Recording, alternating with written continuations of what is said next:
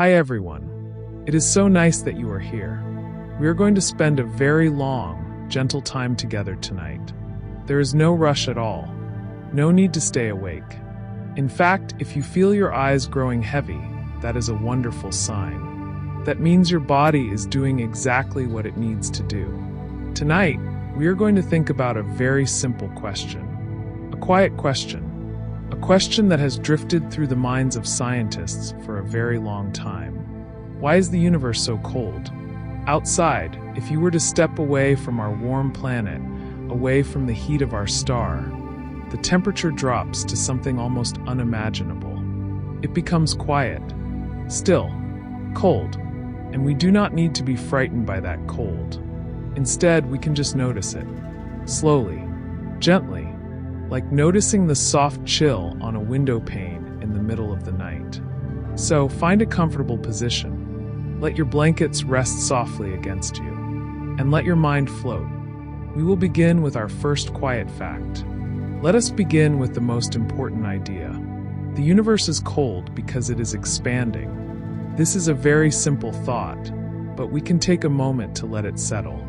When something expands, its molecules move further apart.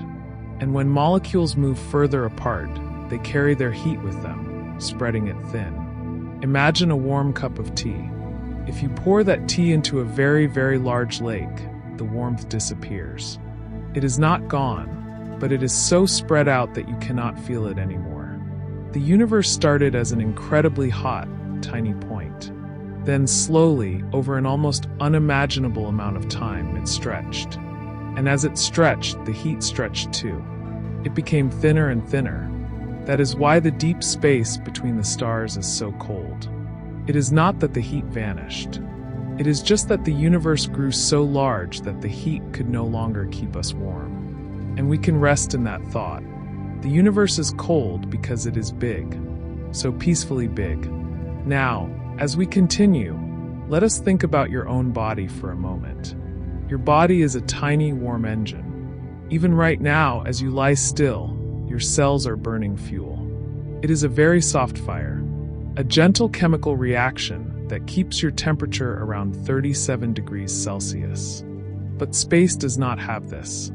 In the emptiness between the galaxies, there are almost no molecules. And without molecules, there is nothing to hold on to heat. Heat needs something to live inside, like a blanket holds your warmth at night. In space, there is no blanket. There is no air. There is no water. There is just emptiness. So if you were to float there, the warmth from your body would drift away from you instantly. It would leave you and travel outward forever, looking for something to touch, finding nothing. That is why the universe feels cold to us. Because we are used to blankets and air and warm cups of tea. But space does not care about our comfort. It simply is. Vast, quiet, and very, very still. Gently moving forward, we should talk about something called the cosmic microwave background. That is a long name, but we can say it softly. Cosmic, microwave, background. It is the leftover whisper of the Big Bang. When the universe was very young, it was so hot that everything glowed. It shone like the surface of a star. But as the universe expanded, that glow stretched. It stretched so much that it is no longer visible to our eyes. It became a kind of cold radio static. Scientists can hear it with special instruments. It is a hiss. A soft, sleepy hiss that comes from every direction in the sky. And here is the peaceful part. That hiss has a temperature. It is very, very cold, about minus 270 degrees Celsius, just a few degrees above absolute zero. So even in the deepest, darkest part of the sky, there is still a tiny bit of warmth left over from the beginning of time. The universe has not forgotten its hot past. It just whispers it now, very quietly, very coldly, like a memory of fire. Let us take a quiet moment to think about absolute zero. This is the coldest temperature possible in our universe. It is minus 273.15 degrees Celsius. At this temperature, everything stops moving. The atoms, the electrons, the tiny vibrations inside molecules. They all become perfectly still. Scientists have never reached absolute zero. They have come very close, but they can never quite touch it. It is like a horizon you cannot cross. And there is something very peaceful about knowing that there is a limit to cold. Even the universe cannot get colder than that. When we say space is cold, we mean it is close to this limit, but not quite there. The emptiness between galaxies is only a few degrees warmer than absolute zero. So it is almost perfectly still, almost perfectly silent, but not quite. There is still a tiny, tiny bit of movement, a tiny, tiny bit of leftover warmth. That means the universe is not dead. It is just resting, sleeping, almost frozen, but still breathing just a little. Now, softly, let us think about the stars. Stars are not cold at all. They are unimaginably hot. Our sun, for example, is 14 million degrees Celsius in its center. That is so hot that our minds cannot really understand it. So why, if stars are so hot, is the universe cold? Because stars are very far apart. Imagine you are in a huge, empty field. In the middle of that field, there is a single candle. If you stand right next to the candle, you feel warmth. But if you walk 1 mile away, you feel nothing but cold wind. The stars are like candles, and the distances between them are like miles and miles and miles. In fact, the nearest star to our sun is 4 light years away. That means light, which is the fastest thing in existence, takes 4 years to travel between them. So the heat from our sun spreads out into the emptiness. It travels for years and years, getting weaker and weaker, until it is just a faint whisper of warmth. That is why the universe stays cold. Because the stars are lonely. They are islands of fire in a sea of silence. And we can take a moment to notice how this relates to you, lying in your bed. Your bed is warm because of trapped air. The blankets hold your body heat close to you. They stop the heat from escaping. But space has no blankets. In fact, space is the best insulator in the universe. It is a vacuum. A vacuum means there are no particles to carry heat away, but it also means there are no particles to hold heat in. This is a little confusing, so let us say it slowly. On Earth, if you are cold, you put on a coat. The coat traps a layer of air against your skin. That air warms up and stays there. In space, if you tried to wear a coat, the vacuum would pull the air out of the coat. There would be nothing to trap. Your body would radiate its heat directly into the emptiness, like a warm stone cooling in the night. So space does not feel cold in the way ice feels cold. It feels cold because it takes your warmth away.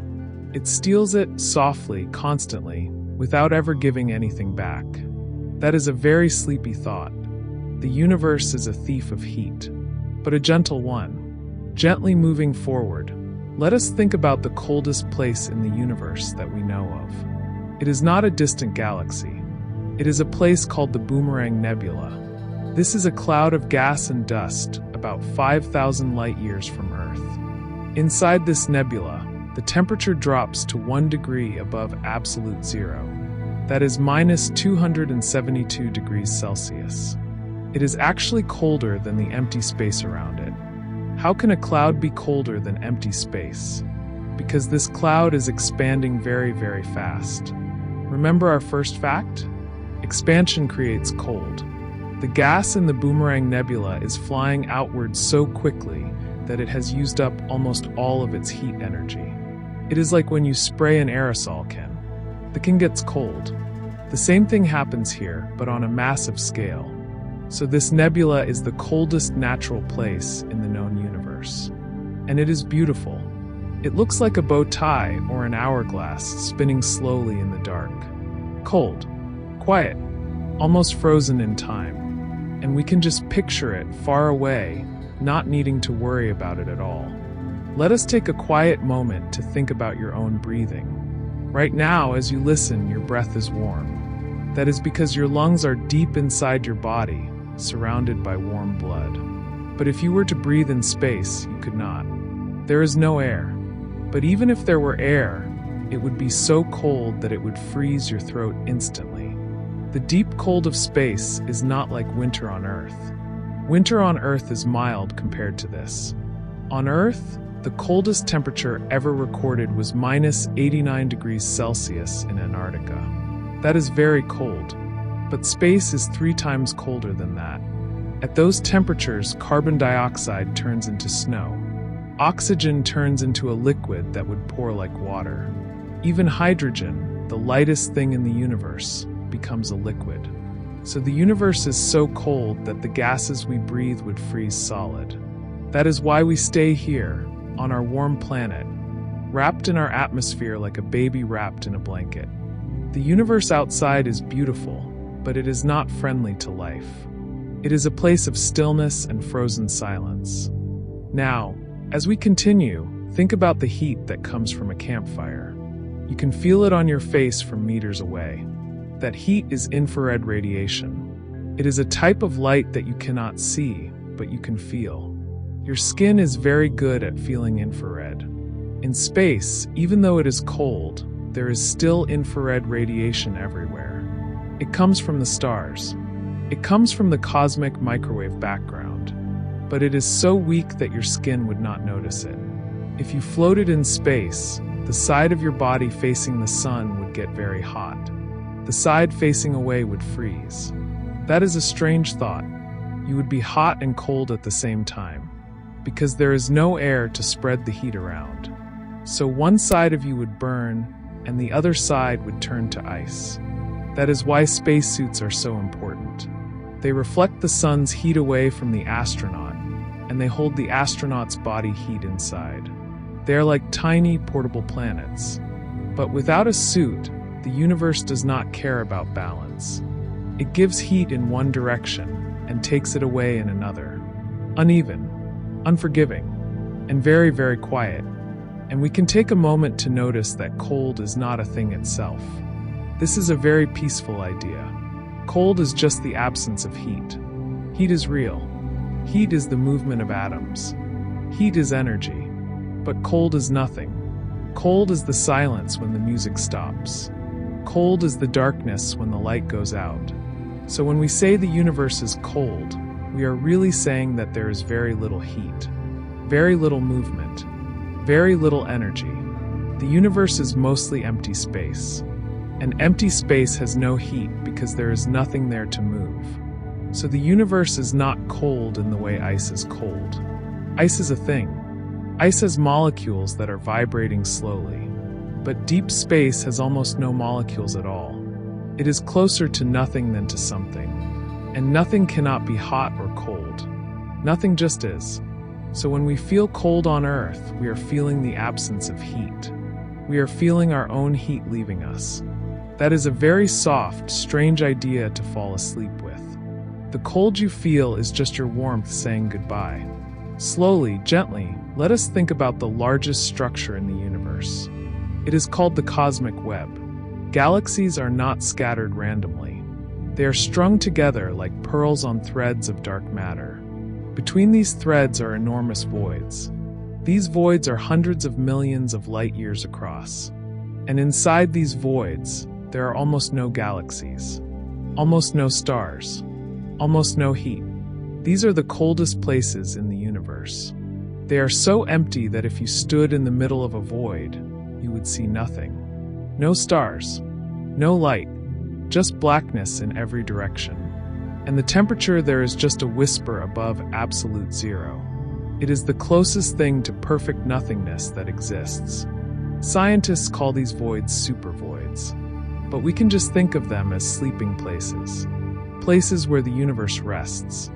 Where there is no hurry, no fire, no motion. Just a vast, quiet room. And we can imagine floating there, not feeling afraid, just feeling the stillness. Because there is nothing to hurt you in a void. Only peace. Only silence. Only cold. Now, let us bring our thoughts back to Earth for a moment. Earth has a very clever way of staying warm. It is called the greenhouse effect. The sun's light comes through our atmosphere and warms the ground. The ground then tries to send that heat back out into space. But certain gases in our atmosphere, like carbon dioxide and water vapor, trap some of that heat. They act like a blanket. This is a good thing. Without this blanket, Earth would be a frozen ball of ice. The average temperature would be minus 18 degrees Celsius. That is colder than a freezer. So the only reason we are warm enough to sleep comfortably tonight is because our atmosphere holds onto the sun's heat. Mars does not have a thick atmosphere. Mars is cold. Its average temperature is minus 60 degrees Celsius. Venus has too much atmosphere. Venus is incredibly hot. But Earth is just right. It is a perfect, warm island in the middle of a frozen sea. So every time you breathe, you can thank the air around you for holding your heat close, for protecting you from the cold outside. And we can take a moment to notice how slowly heat travels. Heat moves in three ways: conduction, convection, and radiation. Conduction is when you touch something hot. Convection is when hot air rises. Radiation is when heat travels as light. In space, only radiation works. Conduction and convection need matter. They need air or water or metal. But space is empty, so heat can only radiate. And radiation is slow. It travels at the speed of light, which is very fast, but it spreads out over distance. A star like our sun radiates heat in all directions. By the time that heat reaches Earth, 8 minutes later, it has spread out over a huge area. The sun's surface is 6,000 degrees, but Earth only gets a tiny fraction of that warmth. That is why we do not burn up. That is why we are comfortable. So you can think of the sun as a distant fireplace, warm enough to feel, but far enough away to let you sleep. And the cold universe is the huge, dark room around that fireplace. Endless, silent, waiting, gently moving forward. Let us think about something called entropy. This is a word that scientists use to describe disorder. Everything in the universe tends toward disorder. A hot cup of coffee becomes room temperature. A tidy room becomes messy. And heat always flows from hot places to cold places. Never the other way around. This is a law of physics. It is one of the most reliable things we know. So the universe is cold because, over time, all the heat spreads out.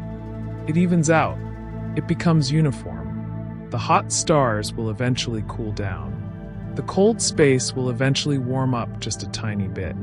And one day, billions of years from now, everything will be the same temperature. Very, very close to absolute zero. That is called the heat death of the universe. But that is a scary name. We can call it the Great Stillness instead. The moment when all motion stops. When all heat is evenly spread. When the universe finally rests. That is billions of years away. So we do not need to worry. But it is a peaceful thought. That one day, everything will be quiet and cold and equal. Like a still pond at night. Let us take a quiet moment to think about the coldest planet in our solar system. It is not the farthest planet. That is Neptune. The coldest planet is actually Uranus. Uranus is a giant ball of ice and gas. Its atmosphere is mostly hydrogen and helium, with some methane. That methane gives it a beautiful, soft blue color. But the temperature at the top of Uranus's clouds is minus 224 degrees Celsius. That is so cold that methane freezes and forms crystals. These crystals fall like snow. But it is not water snow. It is methane snow. And the winds on Uranus blow at 900 kilometers per hour. So even though it is unimaginably cold, there is still weather. There are still storms. There is still movement. The universe may be cold, but it is not dead. Even on Uranus, things are happening. Slowly. Violently by our standards, but distantly. From here, it is just a tiny blue cold marble, floating far away, not caring about us at all. And that is fine. We do not need to care about it either. We can just let it float quietly in the back of our minds. Now, as we continue, think about your refrigerator. It is cold inside, but it is not cold because it creates cold. That is a common misunderstanding. Your refrigerator actually removes heat. It takes the warm air from inside and pumps it outside into your kitchen. That is why the back of a refrigerator is warm. So cold is never created. It is always just the absence of heat. The universe works the same way. The universe did not create cold. It started hot, and then it lost heat. It expanded, and the heat became less concentrated. So the cold we feel is just the leftover space after the heat left. That is a very simple idea, but it is beautiful. You cannot add cold to something. You can only take heat away. So when we say the universe is cold, we are really saying that the universe has given away most of its original heat. It has shared it, spread it, stretched it until it is almost gone. And that is a generous thing, in a way. The universe gave its heat to make stars and planets and life. And now it is resting in the cold that remains. Softly, let us think about the coldest temperature ever made by humans. Scientists have created temperatures that are colder than deep space. They use lasers and magnets to slow down atoms until they are almost perfectly still. These are called Bose-Einstein condensates. At these temperatures, atoms stop acting like separate particles. They merge together into a single quantum object. They behave like one giant atom. And the temperature of these condensates can be less than 1/billionth of a degree above absolute zero. That is colder than the Boomerang Nebula.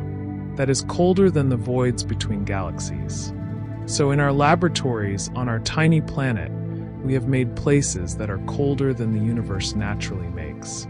That is a strange and wonderful thought. Humans can create cold. Not just feel it, but make it. We can reach into the quantum world and slow things down until they almost stop. And then we can look at them and learn. But we do not need to learn tonight. Tonight, we can just know that somewhere in a quiet lab, atoms are sleeping. Almost frozen. Almost still. Almost nothing at all. And we can take a moment to notice how our bodies react to cold.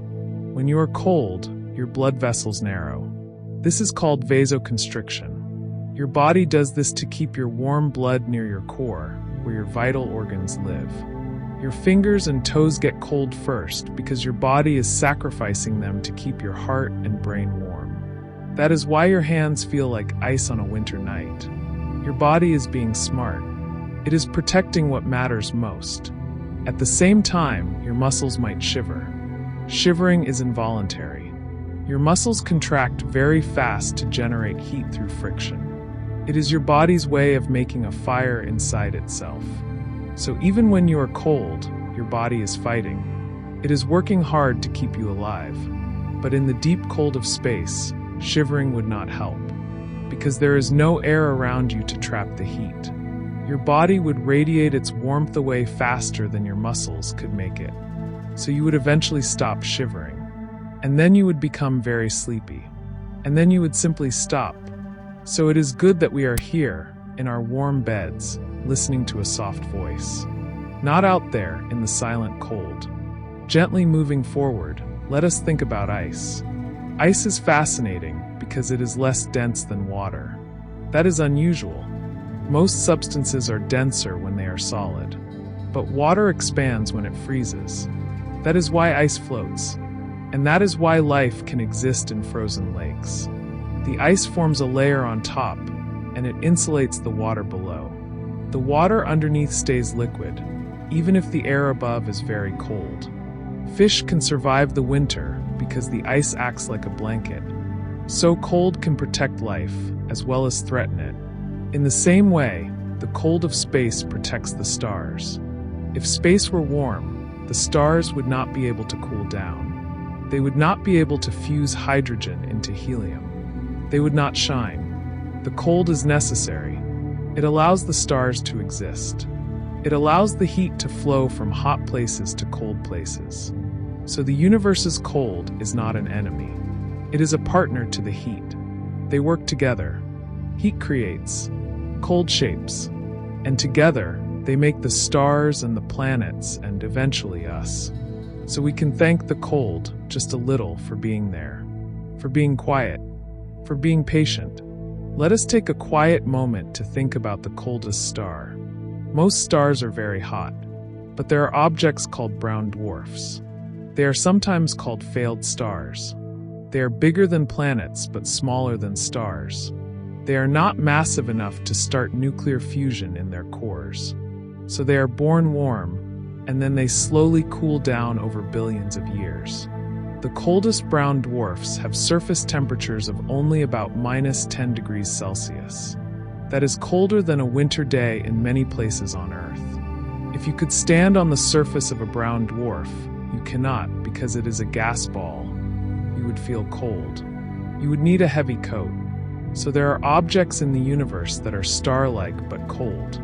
They drift through the galaxy, dark and quiet. They emit almost no visible light. They are invisible to our eyes. But they are there, hundreds of billions of them. Cold, dark, floating. And we can imagine them floating past us like giant frozen ghosts. Not scary, just there, just moving slowly through the endless night. Now, as we continue, think about the temperature of your own room. Right now, it is probably around 20 degrees Celsius. That is comfortable. That is where your body feels safe. But if the temperature dropped just 10 degrees, you would start to feel cold. If it dropped 20 degrees, you would shiver. If it dropped 30 degrees, you would be in danger. Your body is very sensitive to temperature. But the universe does not have a body. The universe does not feel cold. It just is cold. There is no pain in a galaxy. There is no discomfort in a nebula. They simply exist at whatever temperature they are. So when we say the universe is cold, we are projecting our own feelings onto it. We are imagining that the universe minds being cold. But it does not. It has no nerves, no brain, no fear. It is just a collection of atoms and energy, following the laws of physics. And that is a very freeing thought. The universe is not suffering. It is not lonely. It is just being itself. Vast, quiet, indifferent. And we can rest in that indifference, because it means we do not have to worry about the universe's feelings. We only have to worry about our own warmth. And right now, under these blankets, you are warm enough. And we can take a moment to notice how space telescopes have to be kept cold. Telescopes like the James Webb Space Telescope have a huge sun shield. It is the size of a tennis court. This shield blocks the heat from the sun and Earth. The telescope's instruments have to be kept at -233 degrees Celsius. They are colder than Pluto. Why? Because the telescope is looking at infrared light. Infrared is heat. If the telescope itself were warm, it would glow in infrared. That glow would drown out the faint signals from distant stars and galaxies. So the telescope has to be extremely cold to see the cold universe. It has to become part of the cold. It has to be as quiet and still as the space it is observing. So there is a giant machine floating 1,000,000 miles from Earth, frozen almost to absolute zero. And it is taking pictures of the first galaxies, the oldest light, the coldest, deepest time. That is a beautiful thought. A frozen eye looking backward to the beginning. And we are here, warm and safe, looking at its pictures on our phones. But tonight, we do not need pictures. We just need the thought. Slowly, gently, let us think about Pluto. Pluto is a dwarf planet at the edge of our solar system. It is very far from the sun. The sun looks like just a bright star from Pluto. And because it is so far, Pluto is incredibly cold. Its surface temperature is about -230 degrees Celsius. At that temperature, nitrogen freezes into a solid.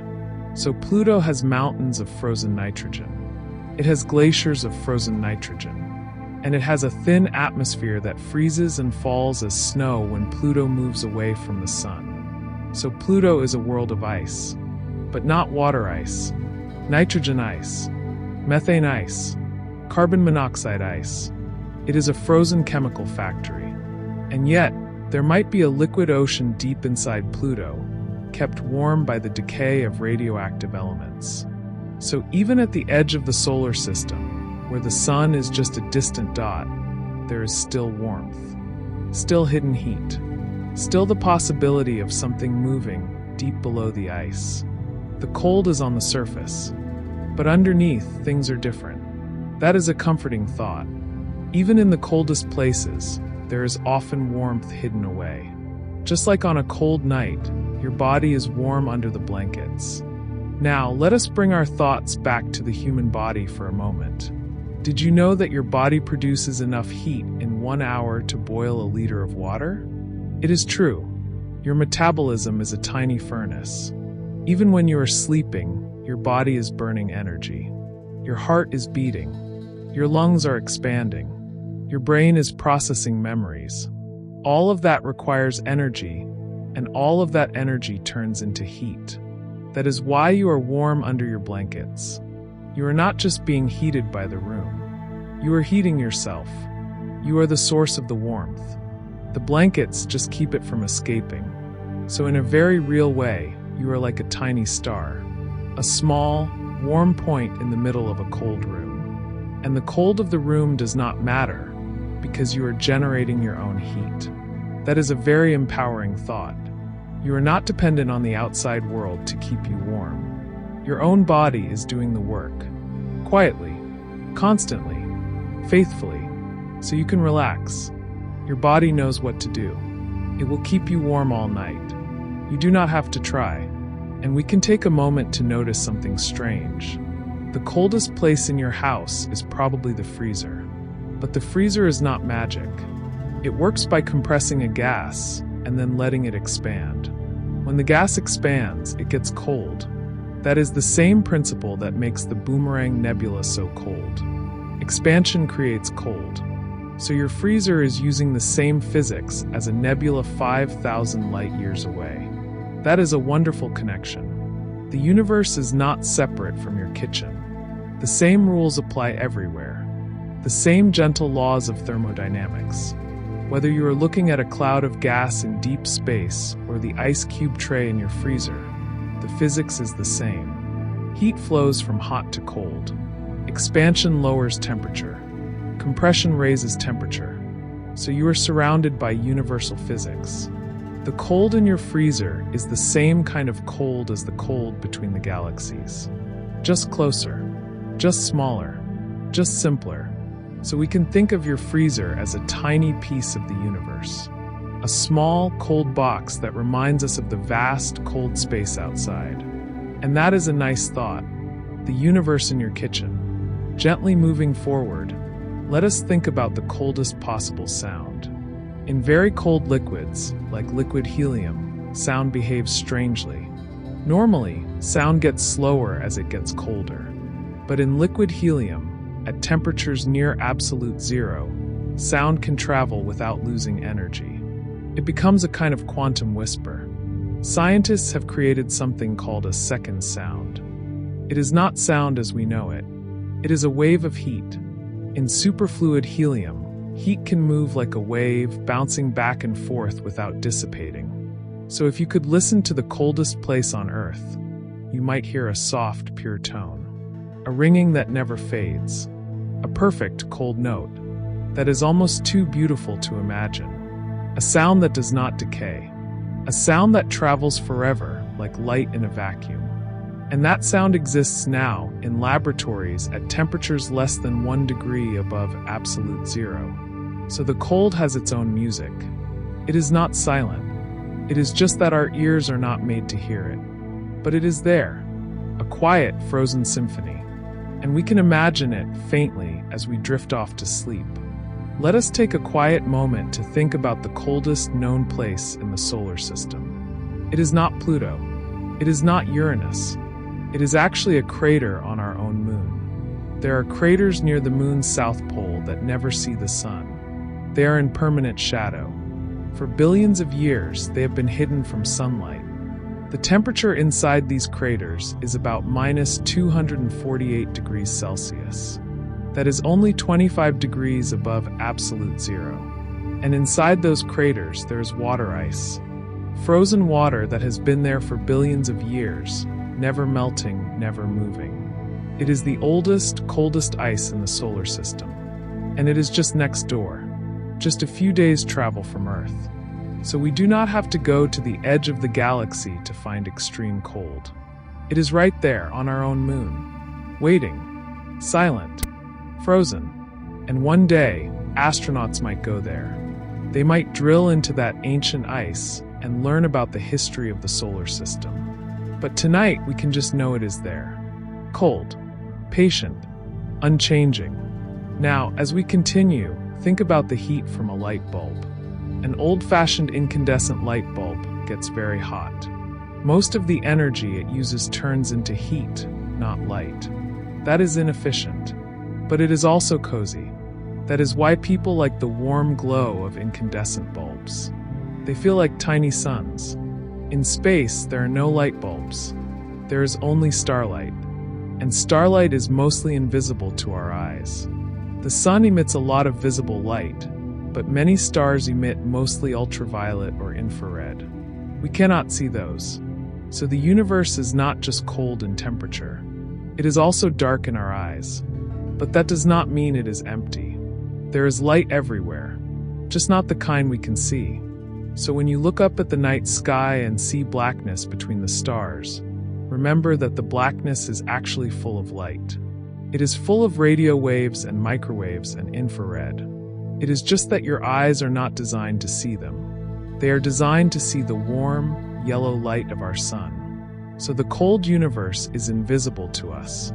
It is hidden, but it is still there, all around us, all the time. And we can take a moment to notice how animals on Earth survive the cold. There is a frog called the wood frog that freezes solid in the winter. Its heart stops, its lungs stop, its brain stops. It has no breath, no movement. It is a block of ice. Then, in the spring, it thaws out and starts hopping away. How? The frog produces a kind of antifreeze in its cells. It is a sugar called glucose. This glucose prevents ice crystals from forming inside the frog's cells. The ice forms outside the cells in the spaces between. So the cells are protected. They are frozen but not crushed. When the ice melts, the frog comes back to life. That is almost magical. A creature that can die and be reborn with the seasons. The cold does not kill it. The cold just puts it to sleep. A very, very deep sleep. And we can think of the universe the same way. The cold of the universe is not death. It is just a very long, very deep sleep. And one day, maybe something will thaw it. Something will wake it up. But until then, it rests. Slowly, gently, let us think about the coldest chemical reaction. Most chemical reactions happen faster when it is hot.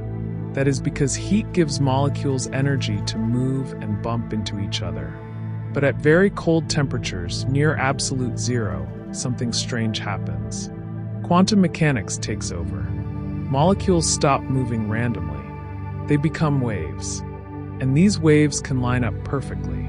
When they do, chemical reactions can actually happen faster than they do at room temperature. This is called quantum tunneling. The molecules do not have to climb over an energy barrier. They just appear on the other side, like magic. So in the deep cold, chemistry is different. It is not slower. It is weirder. It is governed by probability and waves and ghosts. So the cold does not stop things from happening. It just changes how they happen. The universe is not frozen and dead. It is just operating on a different set of rules. Rules that our warm brains have a hard time understanding. But the universe does not care if we understand. It just keeps happening. Quietly, quantumly, coldly.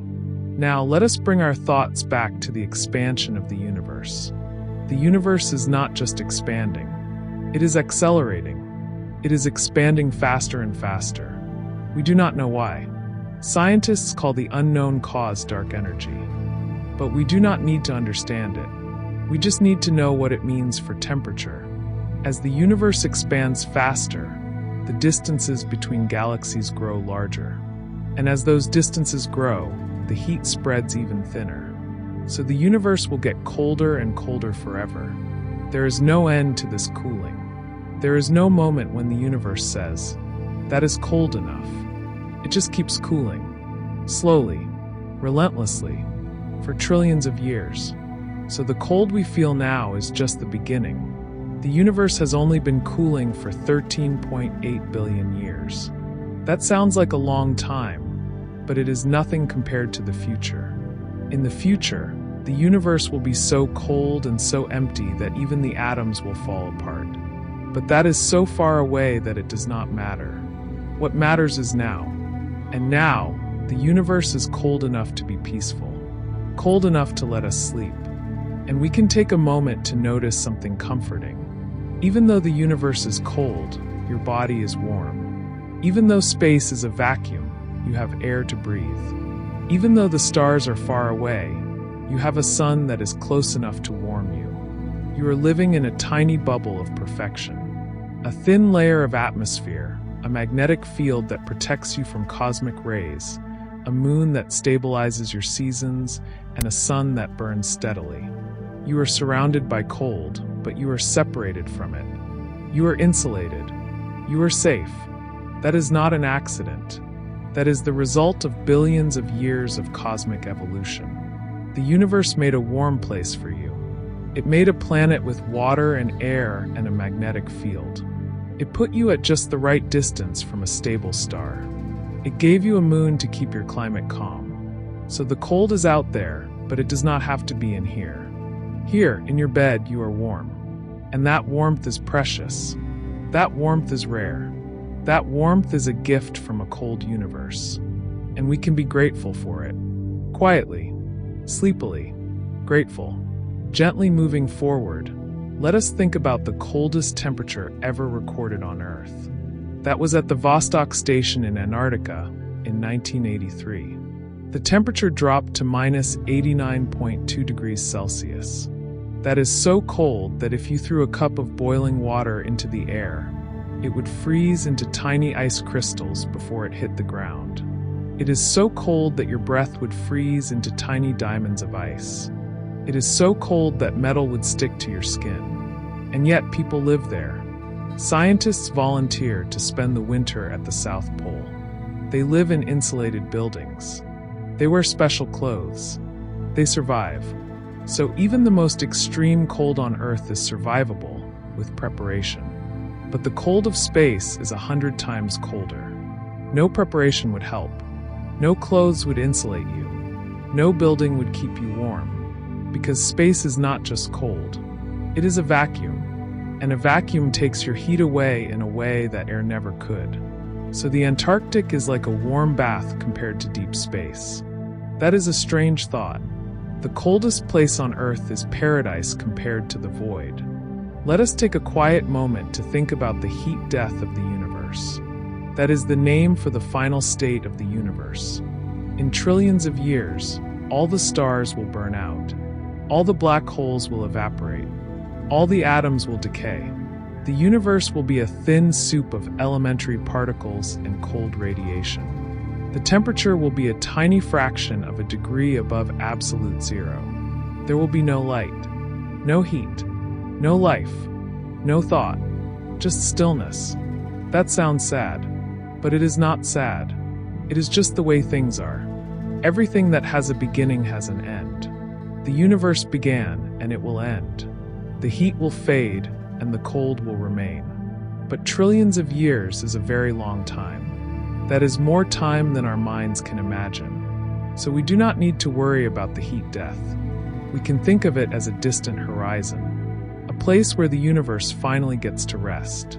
After all that work, after all those stars and galaxies and planets and people, finally it can be still. Finally it can be quiet. Finally it can sleep. And that is not a tragedy. That is a release. Now, as we continue, think about something called the cold spot. In the cosmic microwave background, there is a region that is colder than the rest. It is a large patch of sky, about 5 degrees across, where the temperature is slightly lower. Scientists are not sure why it is there. Some think it might be a supervoid, an enormous empty region of space. Others think it might be a leftover from the Big Bang. Or maybe it is a bruise from a collision with another universe. We do not know, but it is there. a cold spot in the afterglow of creation. And it is not much colder, only a few millionths of a degree. But that tiny difference matters. It tells us that the universe is not perfectly smooth. There are ripples. There are flaws. There are places where the cold is a little bit colder. And those tiny flaws are beautiful. They are the seeds that grew into galaxies and stars and planets. Without those cold spots, the universe would be perfectly uniform, and nothing would ever form. No stars, no Earth, no you. So the cold saved you. The tiny, imperfect cold gave you a place to exist. And we can take a moment to notice how your own bed traps heat. Your mattress is an insulator. Your blankets are insulators. Your pillows are insulators. They are all full of tiny air pockets. Those air pockets trap your body heat. The air itself is not warm, but it is still. Still air is a wonderful insulator. That is why double-pane windows work. The air between the panes does not move, so it does not carry heat away. The same is true for your blankets. They hold a layer of still air against your body. That air warms up, and then it stays warm because it cannot escape. So you are sleeping inside a tiny, warm atmosphere, your own personal greenhouse, your own private planet.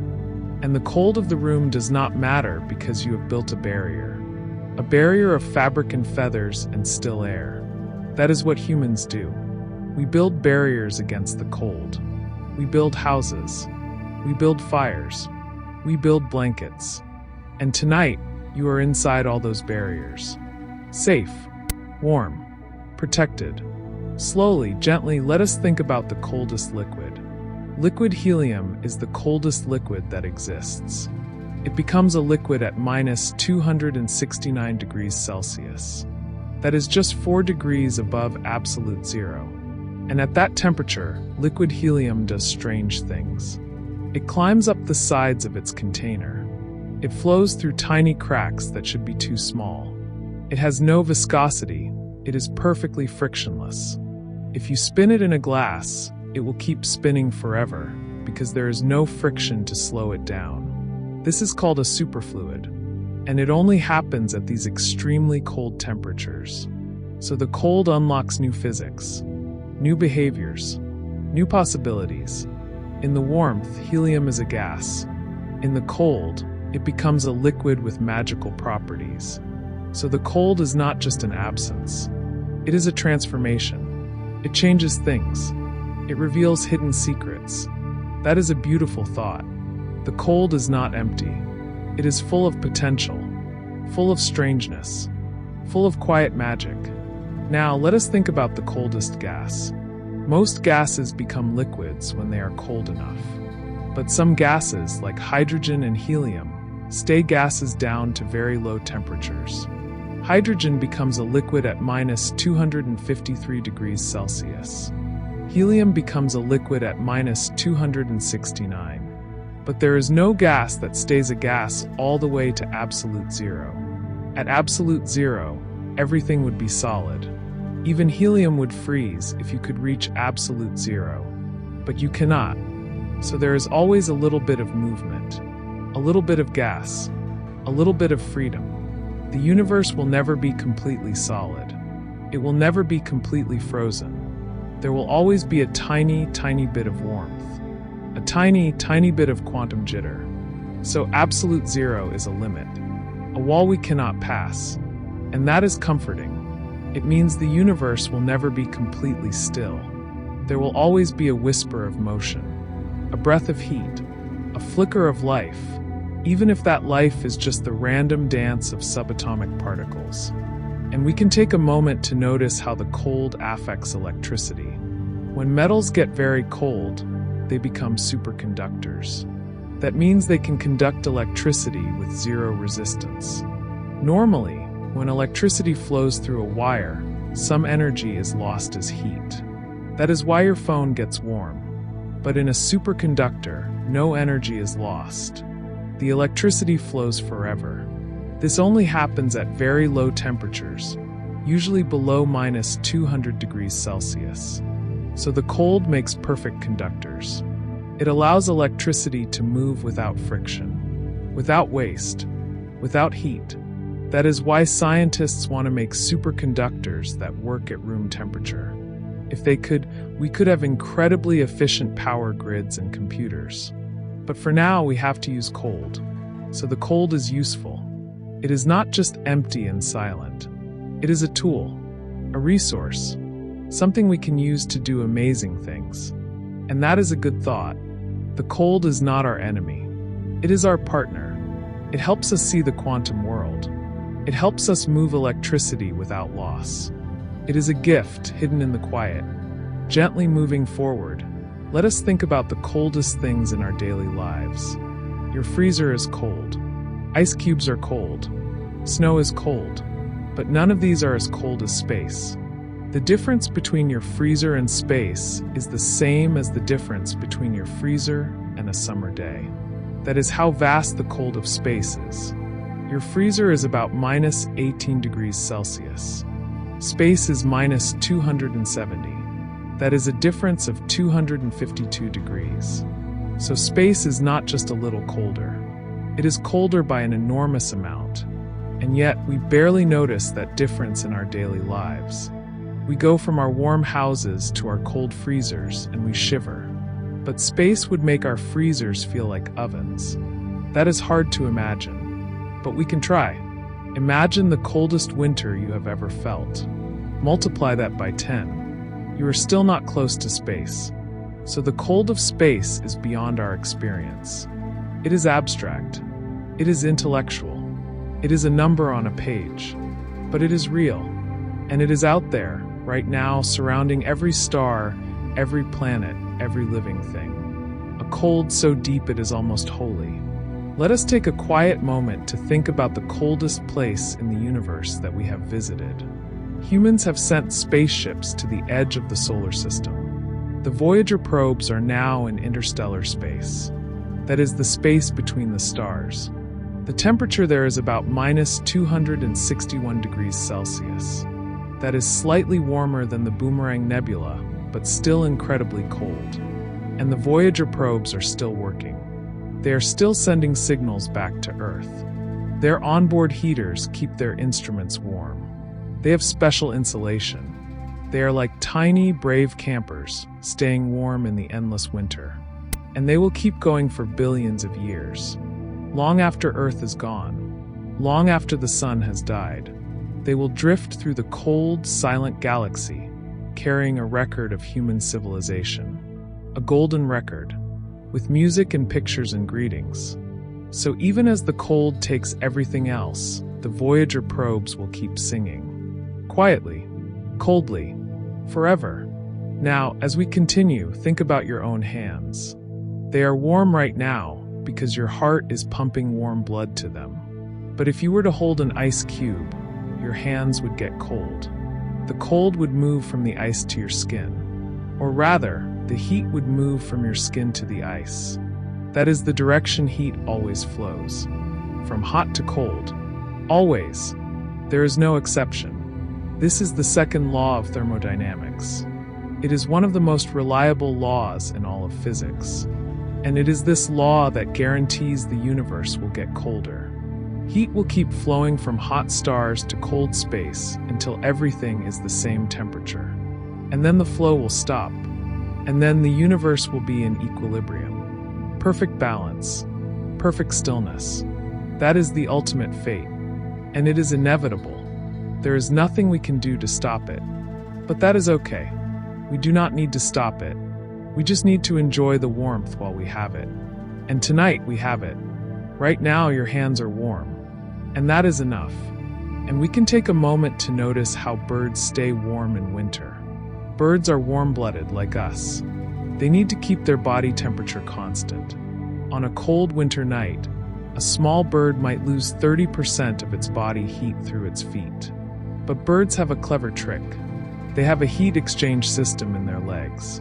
Warm blood going down to the feet passes close to cold blood coming back up.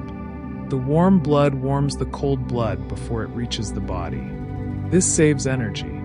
This keeps the bird's core warm even as its feet are nearly frozen. So birds can stand on ice without dying.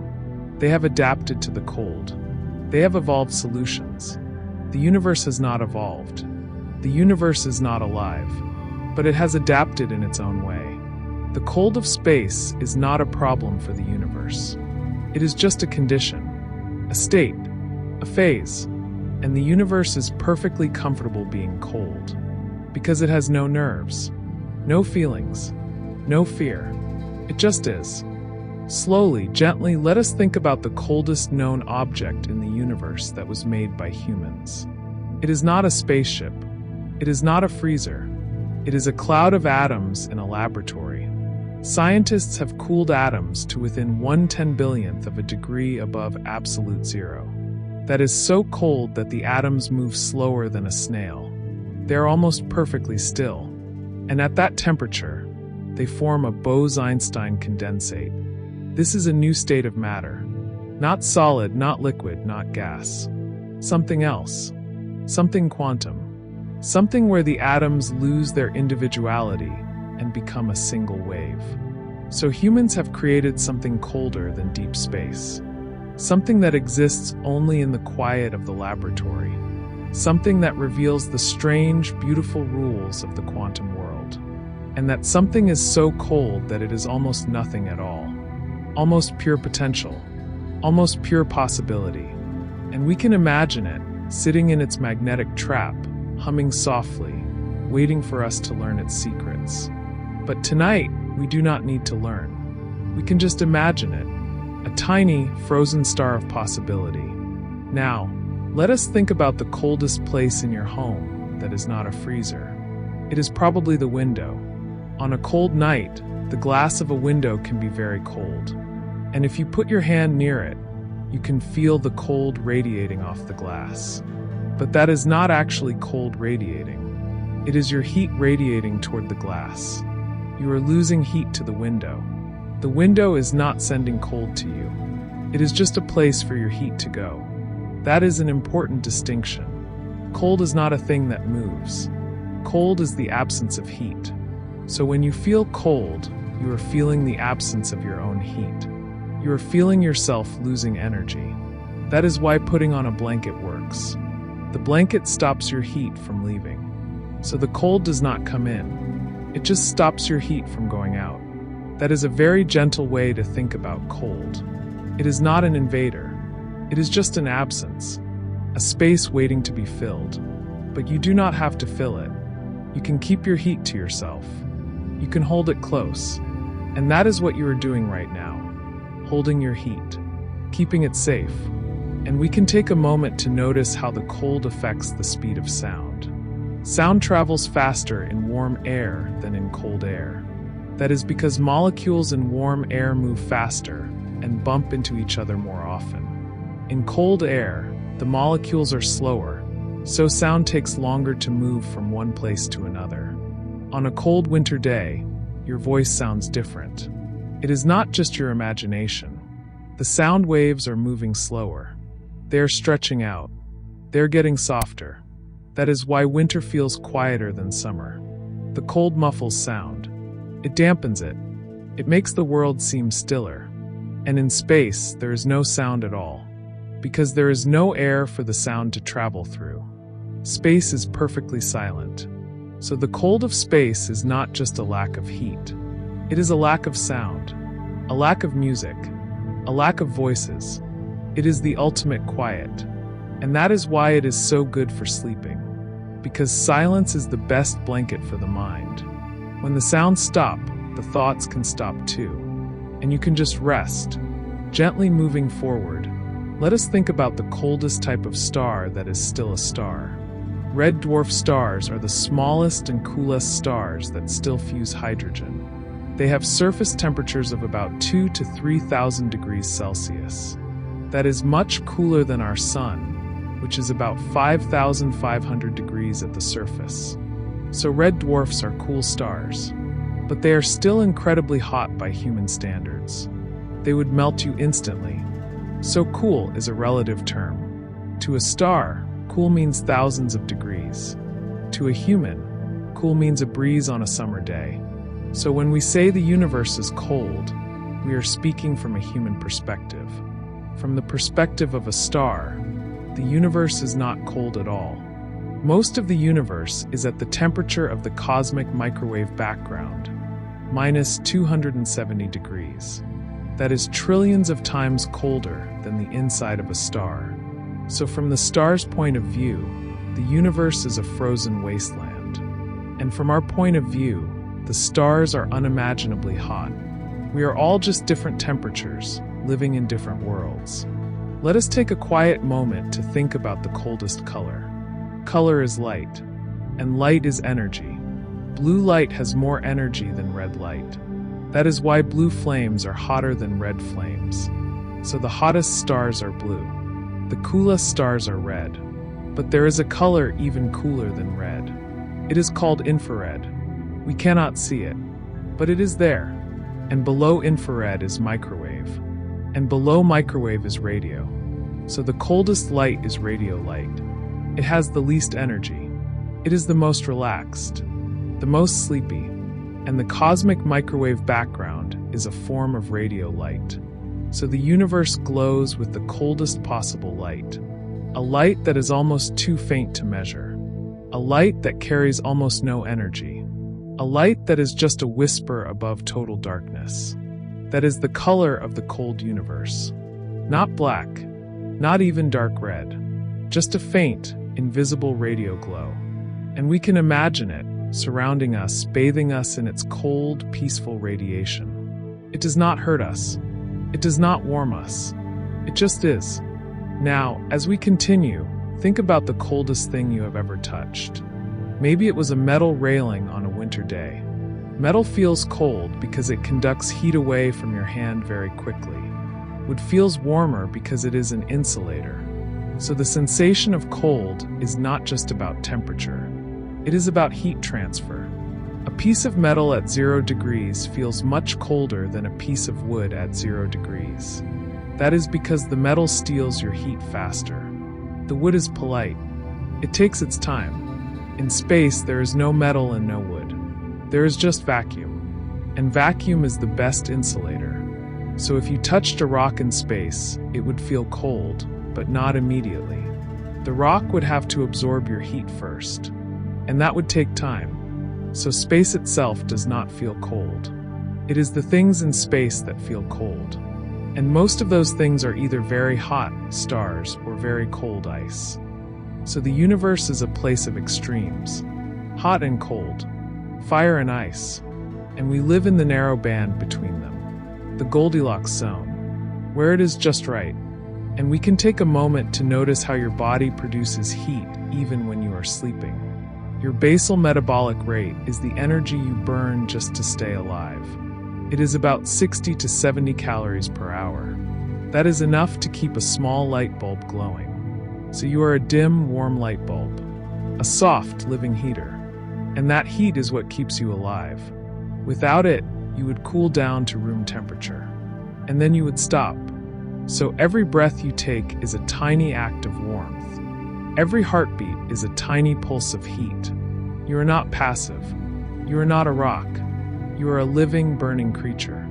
Even in sleep, you burn. Even in rest, you glow. So do not think of yourself as fragile.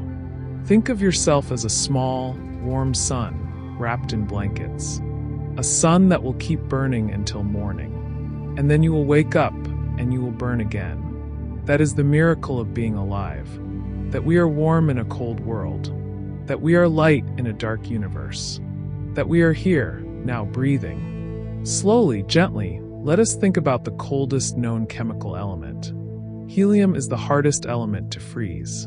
It remains a liquid down to almost absolute zero. To freeze helium, you have to put it under pressure. At normal pressure, helium never freezes. It stays a liquid all the way to absolute zero. That is because helium atoms are very light and have very weak attractions to each other. They just do not want to stop moving. So even at temperatures close to absolute zero, helium atoms are still jittering, still dancing, still refusing to settle down. That is a beautiful image. Even at the edge of stillness, there is movement. Even at the edge of cold, there is life. Not biological life, but atomic life. The stubborn insistence of matter to keep moving. So the universe will never be completely frozen. There will always be helium somewhere still liquid, still flowing, still refusing to give in to the cold. And that is a hopeful thought. Even at the end of everything, something will still be moving, still be changing, still be alive in its own quiet way. Now, let us think about the coldest temperature in the universe that is naturally occurring. That is the Boomerang Nebula, as we mentioned. But why is it colder than the cosmic microwave background? Because the gas in the nebula is expanding so fast that it is cooling itself below the temperature of the surrounding space. It is like a refrigerator. The expansion does work, and that work takes energy, and that energy comes from the heat of the gas. So the gas gets colder and colder. Eventually, it will stop expanding. It will mix with the interstellar medium, and it will warm back up to the background temperature. So the Boomerang Nebula is a temporary cold spot, a brief, beautiful dip in the temperature of the universe. And we are lucky to see it, because in a few thousand years it will be gone. It will fade into the background. So we are living at a time when the universe is showing us one of its coldest secrets. And we can just appreciate that, without needing to understand it, without needing to remember it, just appreciating it softly as we drift towards sleep. And we can take a moment to notice how the cold affects the human brain. When you are cold, your brain works differently. Your blood vessels narrow, so less blood flows to your brain. You might feel confused. You might feel sleepy. That is why people who are freezing to death often take off their clothes. They feel hot. Their brain is confused. They are dying, but they do not know it. They feel warm and comfortable. That is a strange and dangerous trick of the cold. It is called paradoxical undressing. It happens because the blood vessels near the skin suddenly open up, flooding the skin with warm blood. The person feels a sudden burst of heat, and then they take off their clothes, and then they freeze faster. So the cold does not just make you sleepy. It can make you confused. It can make you feel warm when you are actually freezing. So the cold is a liar. It is a trickster. But we do not have to worry about that tonight. Tonight you are warm. Your brain is clear. You are safe. Gently moving forward, let us think about the coldest moon in our solar system. That is probably Europa, one of Jupiter's moons. Its surface is covered in ice. The temperature at the equator is about minus 160 degrees Celsius. At the poles, it is even colder. But here is the interesting part. Under the ice, there is a liquid ocean. It is kept warm by tidal forces from Jupiter. The gravity of Jupiter squeezes Europa, and that squeezing creates heat. So the surface is frozen, but the inside is warm. There might be life in that ocean. Life that has never seen the sun. Life that lives in eternal darkness, warmed only by the gentle squeeze of a giant planet. So even in the cold outer solar system, there are pockets of warmth. Hidden oceans. Secret places where life could exist. And that is a comforting thought. The cold may be everywhere, but it does not win everywhere. There are always warm places. Hidden places. Places where life finds a way. Just like you in your warm bed, hidden from the cold night. Let us take a quiet moment to think about the coldest planet in the universe. We do not know. There are billions of planets out there. Some of them are rogue planets. They do not orbit any star. They drift alone in the darkness. These planets are incredibly cold. Their surfaces are probably close to the temperature of the cosmic microwave background, about minus 270 degrees Celsius. They are frozen balls of rock and ice. They have no sun to warm them. No day, no night. Just endless, starless darkness. And they drift through the galaxy, silent and cold. There might be more rogue planets than stars. So the universe is full of lonely, frozen worlds. Worlds that never get to feel the warmth of a sun. Worlds that are born in darkness and stay in darkness forever. That is a sad thought, But it is also a peaceful thought. Those planets are not suffering. They are just existing, floating, waiting for nothing. And we can imagine them out there in the quiet, not hurting, not hoping, just being. Now, as we continue, think about the coldest time of day. It is usually just before sunrise. The ground has been radiating heat into space all night. There is no sun to warm it, so the temperature drops and drops. And just before the sun comes up, it is the coldest. Then the sun rises, and the ground warms up again. That is a daily cycle, a small, gentle rhythm of hot and cold. The universe has a similar rhythm, but on a much longer timescale. The universe heats up during the day, if you could call it that, when stars are born and burn. And it cools down at night, when the stars die and fade.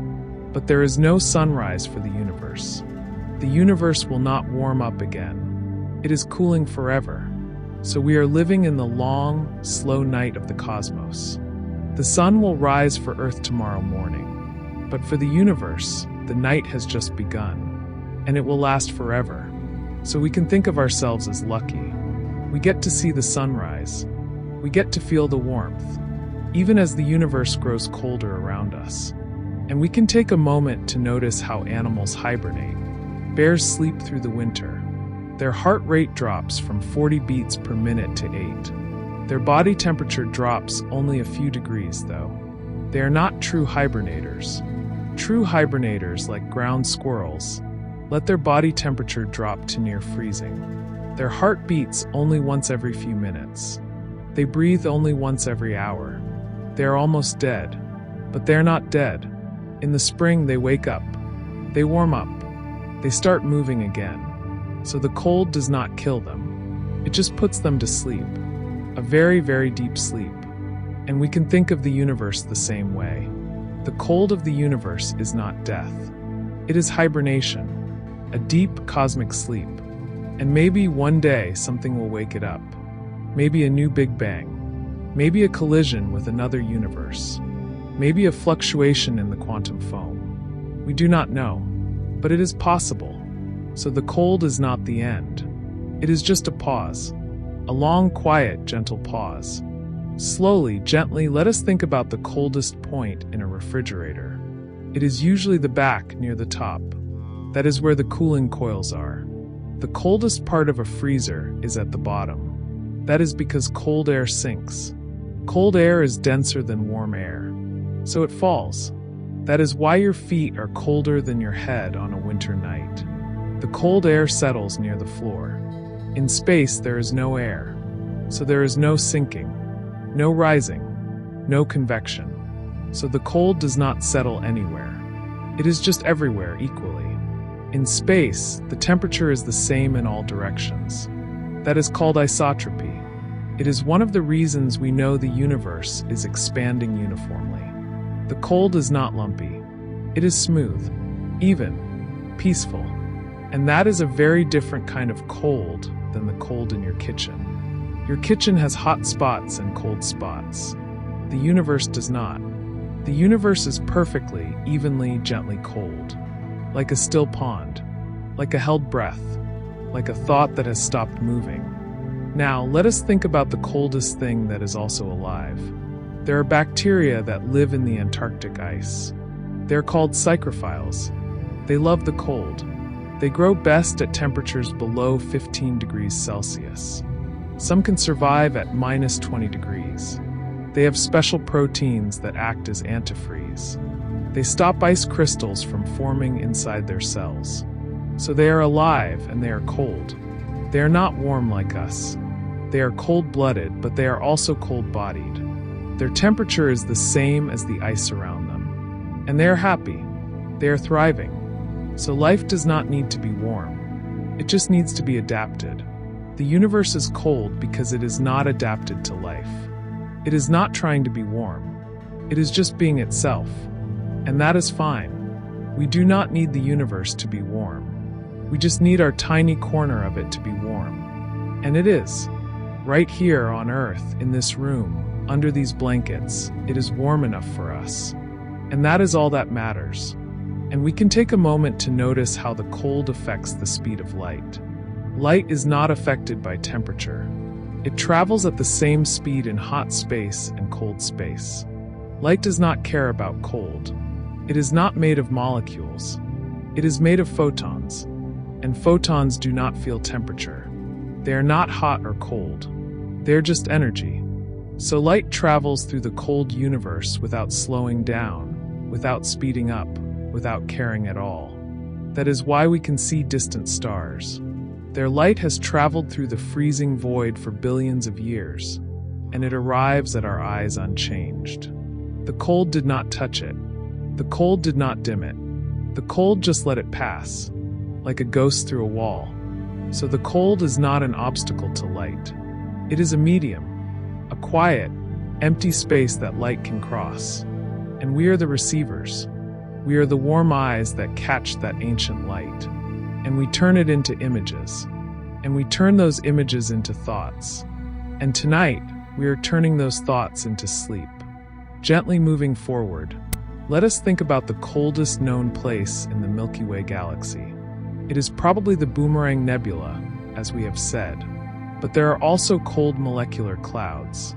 These are giant clouds of gas and dust where stars are born. Inside these clouds, the temperature can drop to about 10 degrees above absolute zero.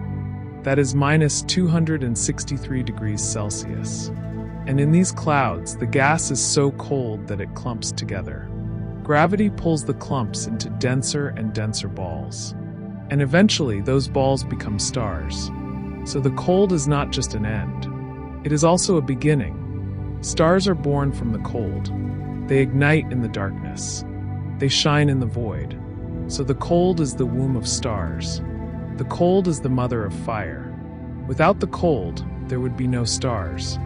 Without the stars, there would be no planets. Without the planets, there would be no life. Without the life, there would be no you. So the cold is your ancestor, your distant, frozen, silent ancestor. And we can honor it by being warm, by being alive, by being here.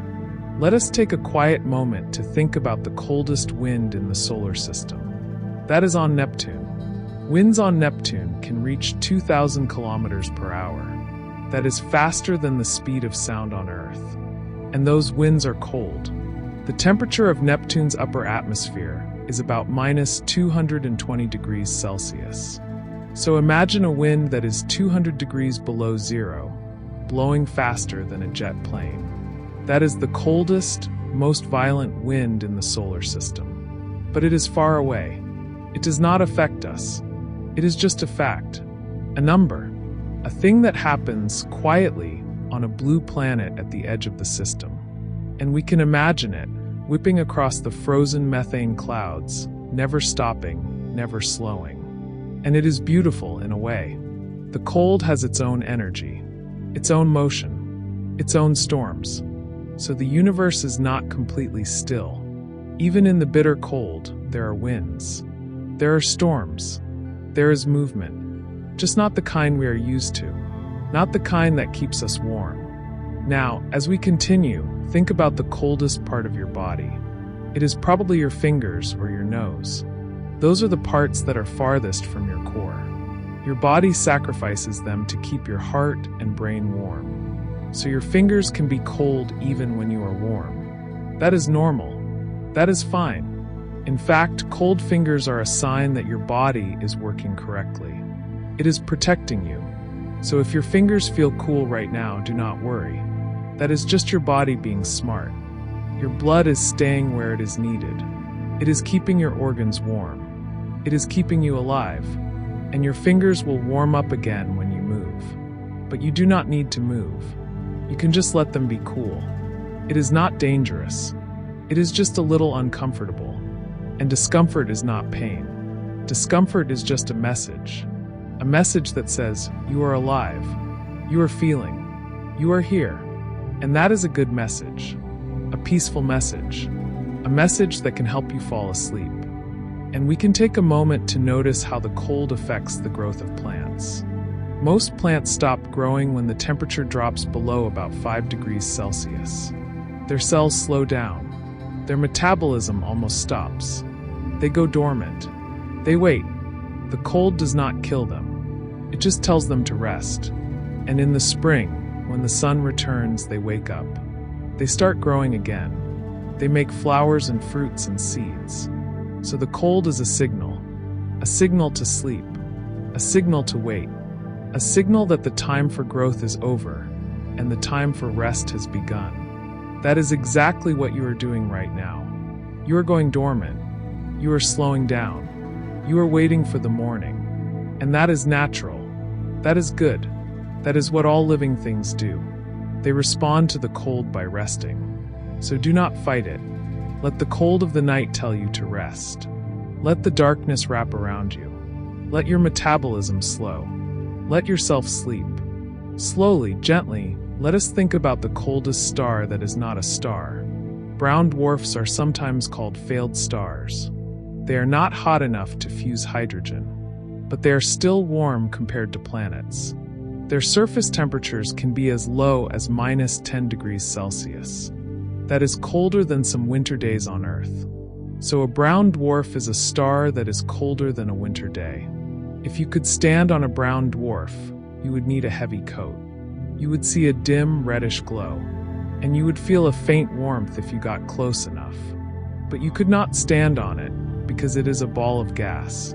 So it is just a cold, dark, drifting thing. There are billions of them in the galaxy. They outnumber stars. So most of the stars in the Milky Way are actually cold. They are invisible. They are quiet. They're just drifting.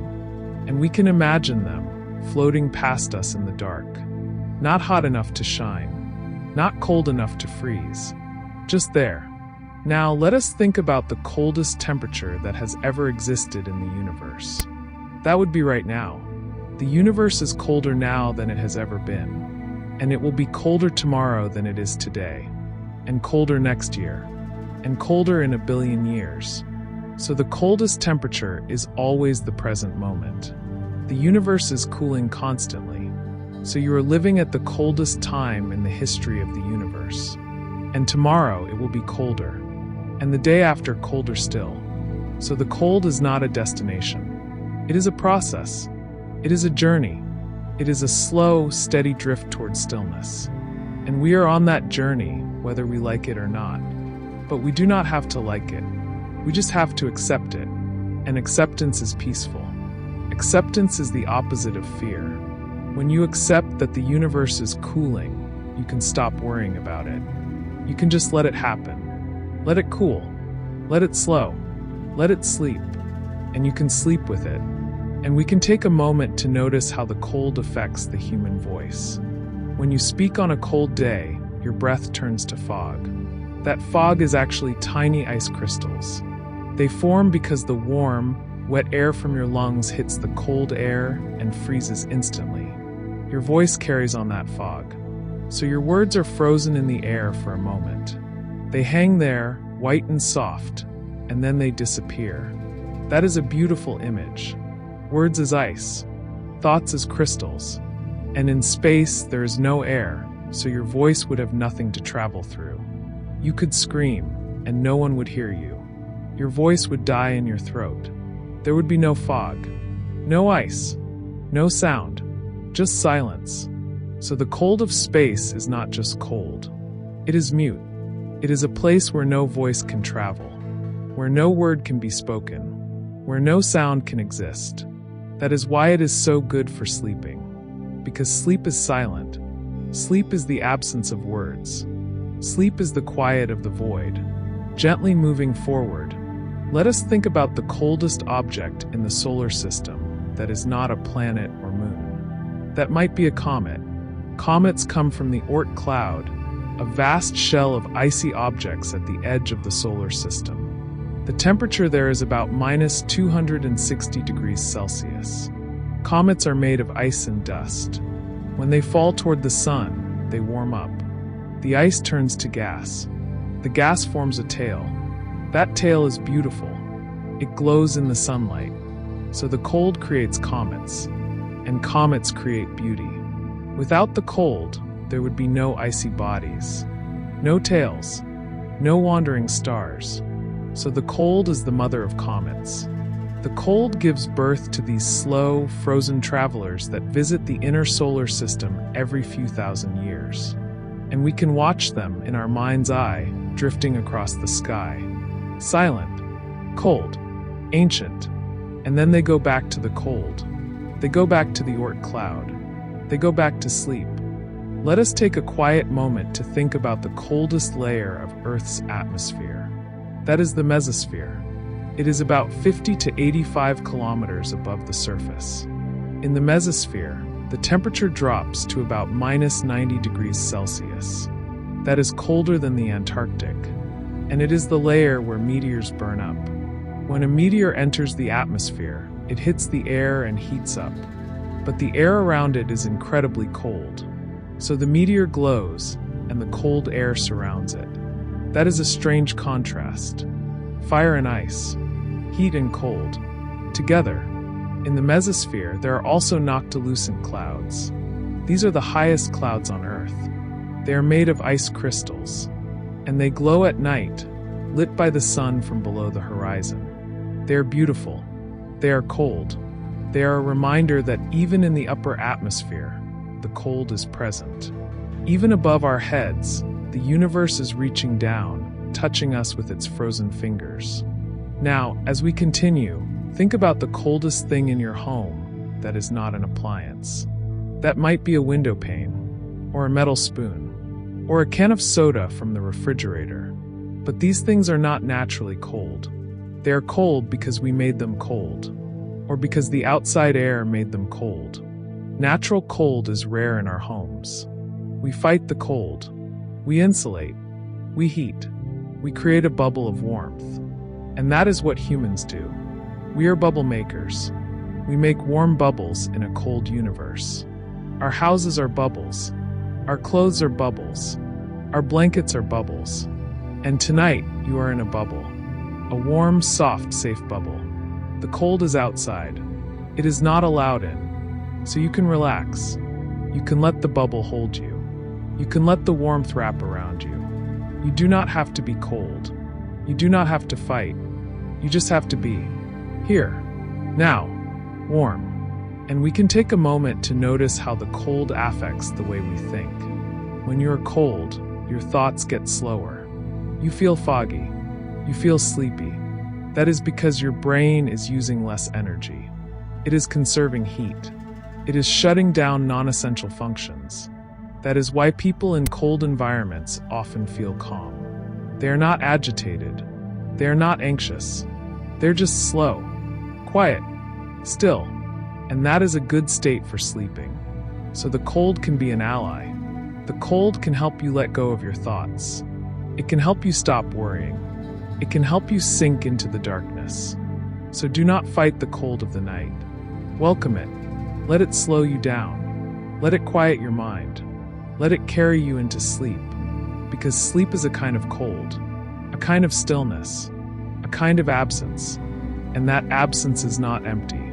It is full of rest, full of healing, full of peace. Slowly, gently, let us think about the coldest thing in your refrigerator right now. It is probably the ice tray. The ice tray is at 0 degrees Celsius if it has water in it, but the ice itself is at 0 degrees. That is warm compared to space. That is hundreds of degrees warmer than space. So the ice in your freezer is a tropical paradise compared to the Boomerang Nebula. That is hard to imagine, but it is true. The difference between your freezer and space is larger than the difference between your freezer and a volcano. So space is not just a little cold. It is a different kind of cold. A cold that does not exist on Earth. A cold that we can only create in laboratories. A cold that exists only in the void. So when you look at an ice cube, think of it as a warm friend. A familiar cold. A safe cold. Not the cold of the universe. Just the cold of your kitchen. And that is fine. That is enough. Now, let us think about the coldest place in the universe that we know of for sure. Scientists are not certain, but the Boomerang Nebula is the current record holder. But there might be colder places. There might be supervoids that are colder than the Boomerang Nebula. There might be cold clouds of gas that we have not found yet. The universe is big, very big, so the coldest place might be somewhere we have never seen, somewhere in the darkness, somewhere hidden. And that is a thrilling thought, not because we want to go there, but because it means the universe still has secrets, still has surprises, still has mysteries that we can wonder about as we fall asleep. And wonder is a gentle feeling. Wonder is not excitement. Wonder is soft. It is quiet. It is the feeling of looking at a star and not needing to understand it, just appreciating it, just letting it be. So let the mystery of the coldest place be a soft thought, a distant thought, a thought that fades like a star at dawn. And we can take a moment to notice how the cold affects the human heart. When you are cold, your heart works harder. It pumps faster to keep warm blood moving to your extremities.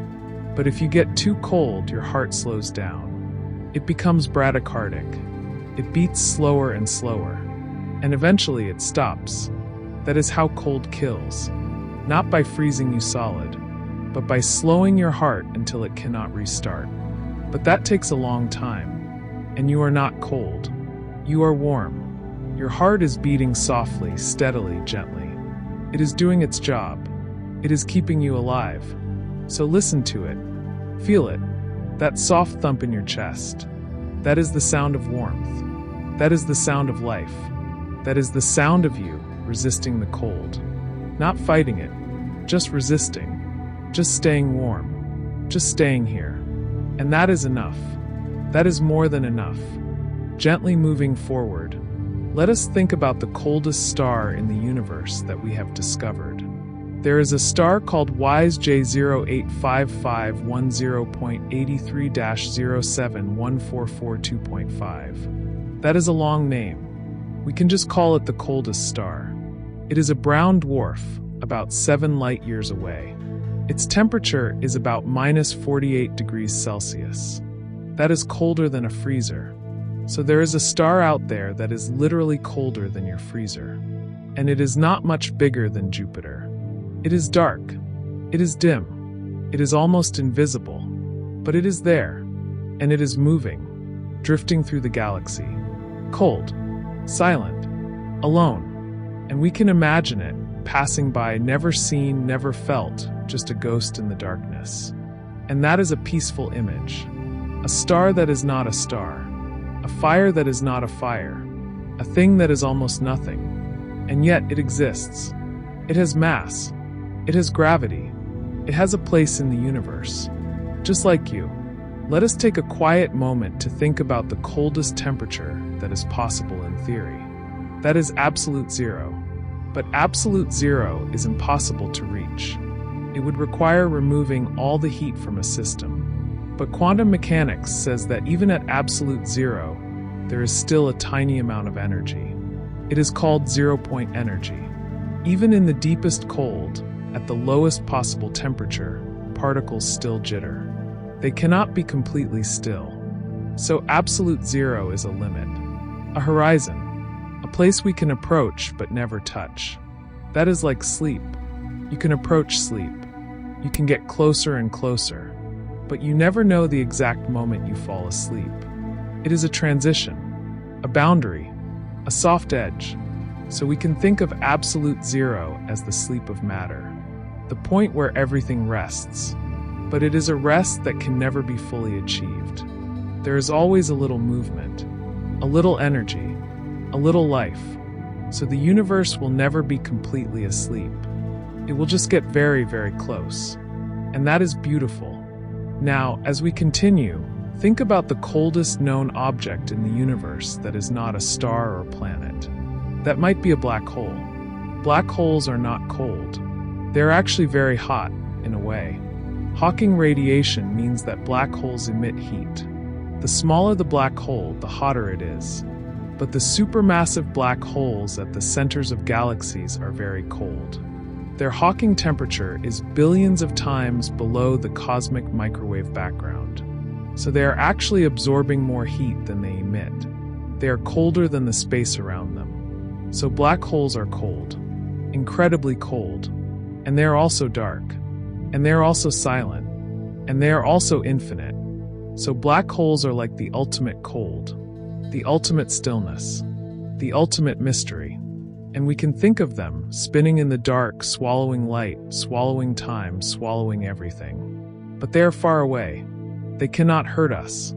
They're just there, quiet, cold, patient. And we can take a moment to notice how the cold affects the way we breathe. When you breathe in cold air, your lungs have to warm it up. That takes energy. That is why breathing cold air can feel refreshing. It is like a wake-up call for your lungs. But if the air is too cold, it can damage your lungs. The cold can freeze the moisture in your airways. That is why people who live in very cold places wear scarves over their mouths. The scarf traps warm air from their breath, so they are breathing warm, moist air. In space, there is no air to breathe, so your lungs would be empty. They would collapse. They would freeze from the inside. That is a violent image, but we do not need to hold on to it.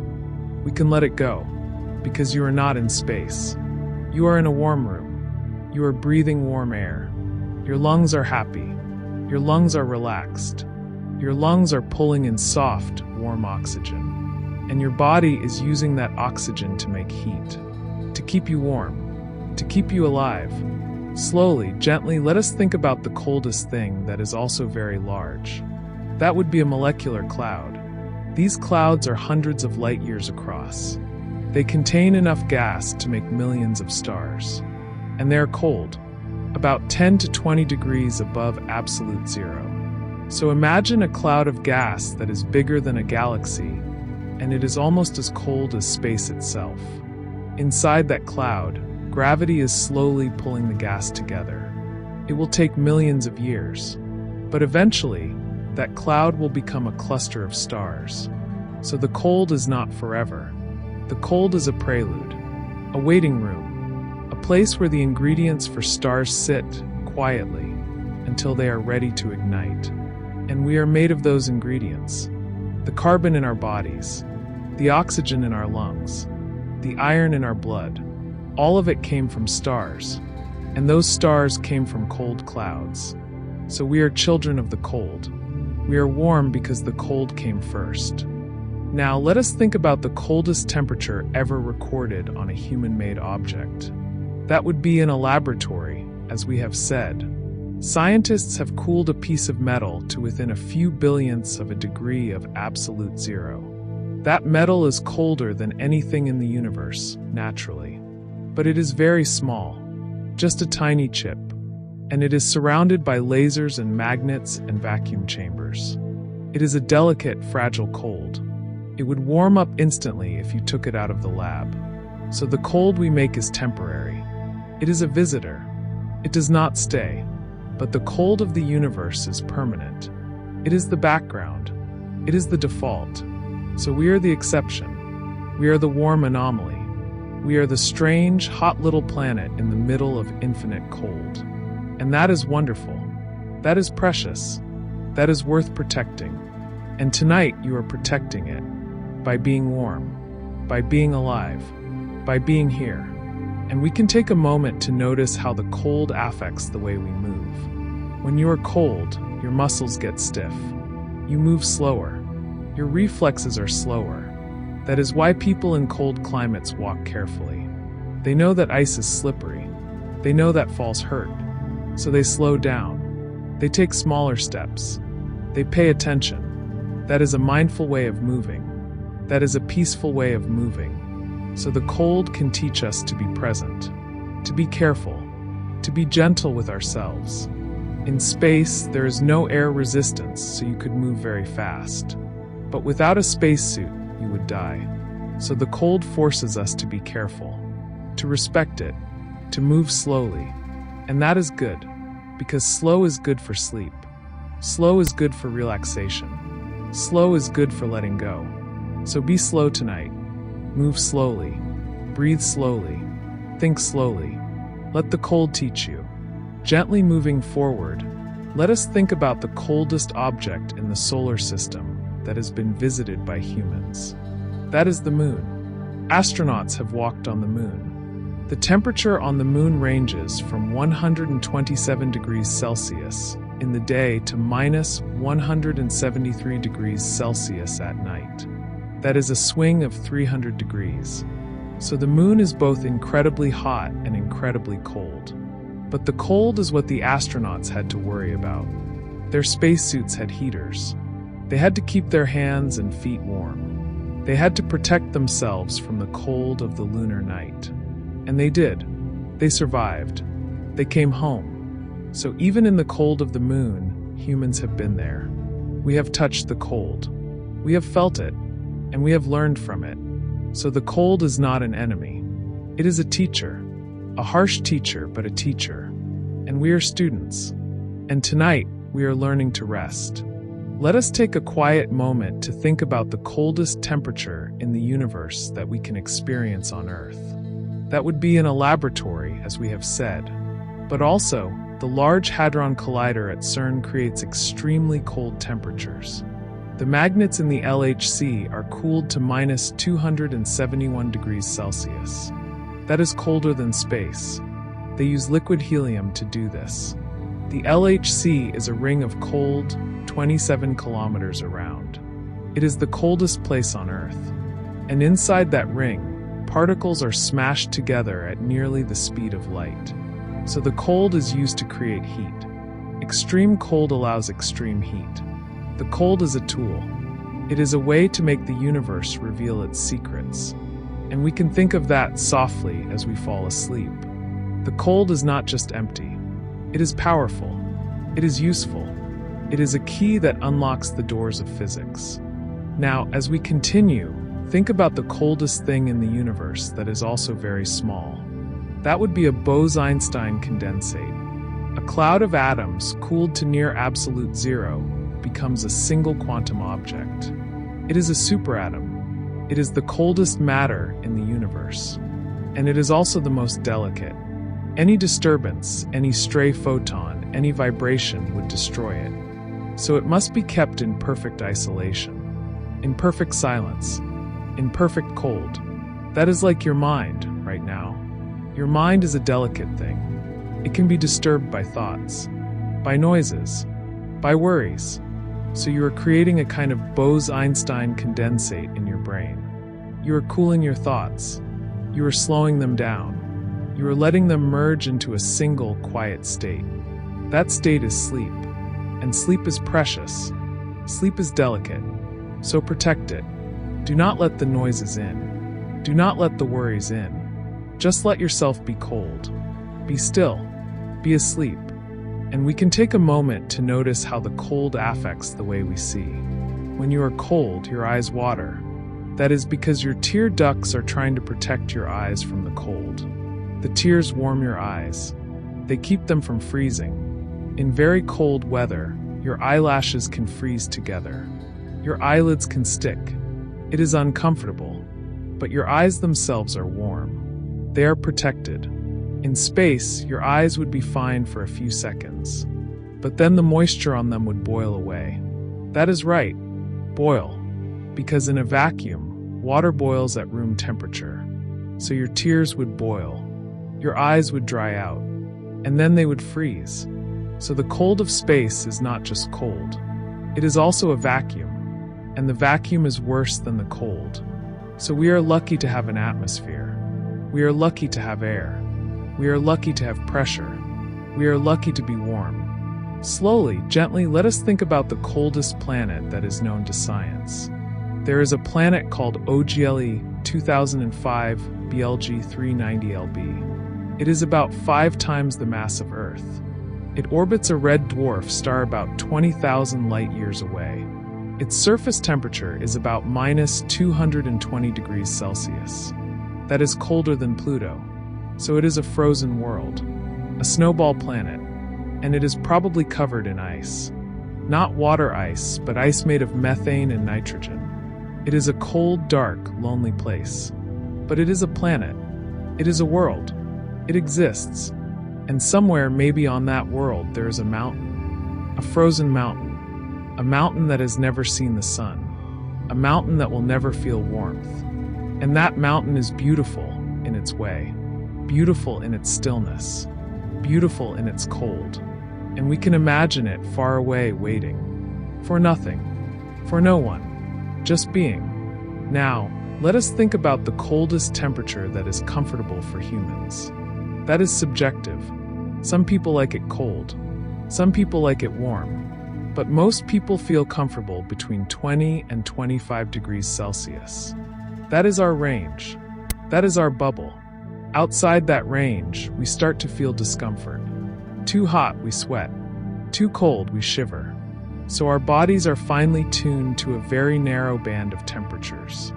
That band exists because of our planet, because of our atmosphere, because of our sun. So we are not adapted to the universe. We are adapted to a tiny, warm corner of the universe. And that is fine. That is enough. We do not need to adapt to the whole universe. We just need to adapt to our bed, to our room, to our house. And tonight you have done that. You are comfortable. You are warm. You are safe. And we can take a moment to notice how the cold affects the way we taste food. When food is cold, it tastes different. The molecules move slower. They do not reach your taste buds as easily. That is why ice cream is less flavorful than melted ice cream. That is why cold pizza tastes bland. Your taste buds are less sensitive when they are cold. So the cold numbs your sense of taste. It makes food less interesting. That is why we like warm food. Warm food is alive. Warm food is flavorful. Warm food is comforting. And tonight, you are not eating. You are sleeping. So you do not need taste. You do not need flavor. You just need rest. And rest is tasteless. Rest is colorless. Rest is the absence of sensation. And that is good. That is what you need. Gently moving forward, let us think about the coldest thing that is also very fast. That would be a cosmic ray. Cosmic rays are particles that travel at nearly the speed of light. They come from distant stars, from supernovae, from black holes. They are incredibly energetic, but they are also cold. How can something be both hot and cold? Because temperature is not about speed in this case. It is about the average energy of a group of particles. A single particle does not have a temperature, so a cosmic ray is a lone traveler. It has energy but not heat. It is cold because it is alone, and it travels through the cold universe faster than anything, carrying energy from one place to another. And occasionally it hits our atmosphere, and it creates a shower of particles. And those particles are warm, so the cold cosmic ray creates warmth. That is a beautiful thought. Cold gives birth to heat, even at the smallest scales. Let us take a quiet moment to think about the coldest temperature that has ever existed in the universe that we know for sure. That is the temperature of the cosmic microwave background today. It is 2.7 degrees above absolute zero, but it used to be hotter. In the past, the universe was warmer. In the future, it will be colder. So the coldest temperature that has ever existed is right now. And tomorrow, it will be colder. So we are living at the coldest moment in the history of the universe. And that moment is always now. So you are living at the edge of cold, the frontier of cold. The bleeding edge of the universe is cooling. That is a strange thought. You are not just in the present. You are in the coldest present. The universe has never been this cold before, and it will never be this warm again. So cherish this moment, this cold, quiet, sleepy moment. Now, as we continue, think about the coldest thing in your body. That is probably your skin. Your skin is the barrier between your warm inside and the cold outside. So your skin is always cooler than your core. That is normal. That is healthy. Your skin is like the surface of a planet. It is the boundary. It is where heat is exchanged. It is where you feel the cold. And that feeling is important. It tells you when to put on a blanket. It tells you when to move closer to a fire. It keeps you alive. So your skin is your first line of defense against the cold. And tonight, your skin is warm enough. Your blankets are doing their job. Your skin is happy. Your skin is resting. Your skin is not cold. It is just cool. And cool is fine. Cool is comfortable. Cool is sleep. And we can take a moment to notice how the cold affects the way we feel emotions. When you are cold, you feel less. Your emotions are dampened. That is because your brain is conserving energy. It is shutting down non-essential systems. So cold can make you feel numb. Not just physically numb, but emotionally numb. That is why people in cold climates are often described as reserved. They do not show their feelings. They keep them inside. They are cold on the outside, but warm on the inside. And that is a good metaphor for the universe. The universe is cold on the outside, but inside there are stars. There are planets. There are warm places. There is life. So the cold is just a shell, a mask, a surface. Underneath there is warmth. There is heat. There is fire. And tonight you are feeling that warmth. You are feeling that fire. You are feeling your own heart. And that is enough. Slowly, gently, let us think about the coldest thing in the universe that we can see with our eyes. That would be the dark spaces between the stars. But we cannot see cold. We can only see light. So we see the absence of light. We see the blackness. And that blackness is cold. But it is not the cold we feel. It is the cold we imagine. It is the cold of the void. So when you look up at the night sky, you are looking at cold. You are looking at silence. You are looking at the absence of everything. And that is a humbling experience. It makes you feel small. And feeling small is not bad. Feeling small can be peaceful. It can take the pressure off. You do not have to be big. You do not have to be important. You can just be a tiny, warm animal on a tiny, warm planet. And that is fine. That is more than fine. That is perfect. Now, let us think about the coldest temperature that is comfortable for a penguin. Penguins live in Antarctica. They are adapted to the cold. Their body temperature is about 38 degrees Celsius, like ours. But they have thick feathers and a layer of blubber. They can survive temperatures of -60 degrees Celsius. That is incredible. They huddle together to stay warm. They take turns being on the outside of the huddle. The ones on the inside are warm. The ones on the outside are cold. But they share the warmth. They are a community. So the cold brings them together. It forces them to cooperate, to share, to care for each other. And that is a beautiful lesson. The cold can be a teacher. It can teach us to huddle, to share our warmth, to take care of each other. And tonight, you are huddling with your blankets. You are sharing warmth with yourself. And that is enough. And we can take a moment to notice how the cold affects the way we sleep. When you are cold, you sleep worse. Your body has to work harder to stay warm. You wake up more often. You have less deep sleep. That is why it is important to be warm at night. That is why you have blankets. That is why you have a heater. That is why you are here, listening to this voice, instead of shivering in the cold. So being warm is not just comfortable. It is necessary for good sleep. And good sleep is necessary for health. So you are doing the right thing. You are taking care of yourself. You are honoring your body. You are letting it rest. And that is a kind of love. A gentle, quiet love. A love that does not need words. A love that just is. Gently moving forward, let us think about the coldest thing in the universe that is also very old. That would be the cosmic microwave background itself. It is the oldest light in the universe. It comes from a time when the universe was only 380,000 years old. That is very young. But the light itself is old. It has been traveling for 13.8 billion years. And it is cold. It is the oldest, coldest thing we can see. So when you look at the static on an old television, some of that static is the cosmic microwave background. You are seeing the oldest cold in the universe. You are seeing the afterglow of creation. And that is amazing. But tonight, it is not amazing. It is just a fact. A soft, quiet fact. A fact that can help you sleep. Because knowing that the universe is old and cold can make your own problems seem small. And small problems are easier to let go of. Let us take a quiet moment to think about the coldest temperature that is possible on Earth without human intervention. That would be in Antarctica. The coldest natural temperature ever recorded on Earth was minus 89.2 degrees Celsius, as we said. That is the coldest it gets naturally, but that is still warm compared to space. That is a difference of 180 degrees.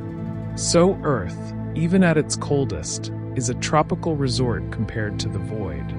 So we have nothing to complain about. Even the worst winter on Earth is a mild breeze compared to the cold of space. So be grateful for Earth. Be grateful for its atmosphere. Be grateful for its warmth. Be grateful that you are here, not out there. Out there is cold. Out there is silence. Out there is nothing. But here is warm. Here is soft. Here is sleep. Now, as we continue, think about the coldest thing in the universe that is also very loud. That is a contradiction. Can something be loud in a vacuum? No, because sound does not travel in a vacuum. So the cold universe is silent. But there are events in the universe that would be loud if there were air. Supernovae, gamma ray bursts, black hole mergers. They are violent. They are energetic. But they are silent, because the cold has stolen their sound. So the universe is a silent movie, full of explosions and collisions and chaos. But silent, completely silent. And that silence is peaceful. That silence is sleep. So imagine the most violent event in the universe. A star exploding. It is beautiful. It is colorful. But it makes no sound. It is a silent firework. And that is a good image to fall asleep to. Silent fireworks, cold light, quiet death. And we can take a moment to notice how the cold affects the way we dream. When you are cold, you dream differently. Your dreams are often about being cold, about being lost in the snow, about being trapped in ice. That is your brain processing the signals from your body. It is trying to make sense of the cold. So if you feel cold tonight, you might dream of winter. But you are not cold. You are warm. So you will dream of warm things. Of summer. Of sunshine. Of a gentle breeze. That is better. That is nicer. So stay warm. Keep your blankets close. Keep your dreams warm. Let them be soft. Let them be gentle. Let them carry you through the night. Slowly, gently, let us think about the coldest thing in the universe that is also very close.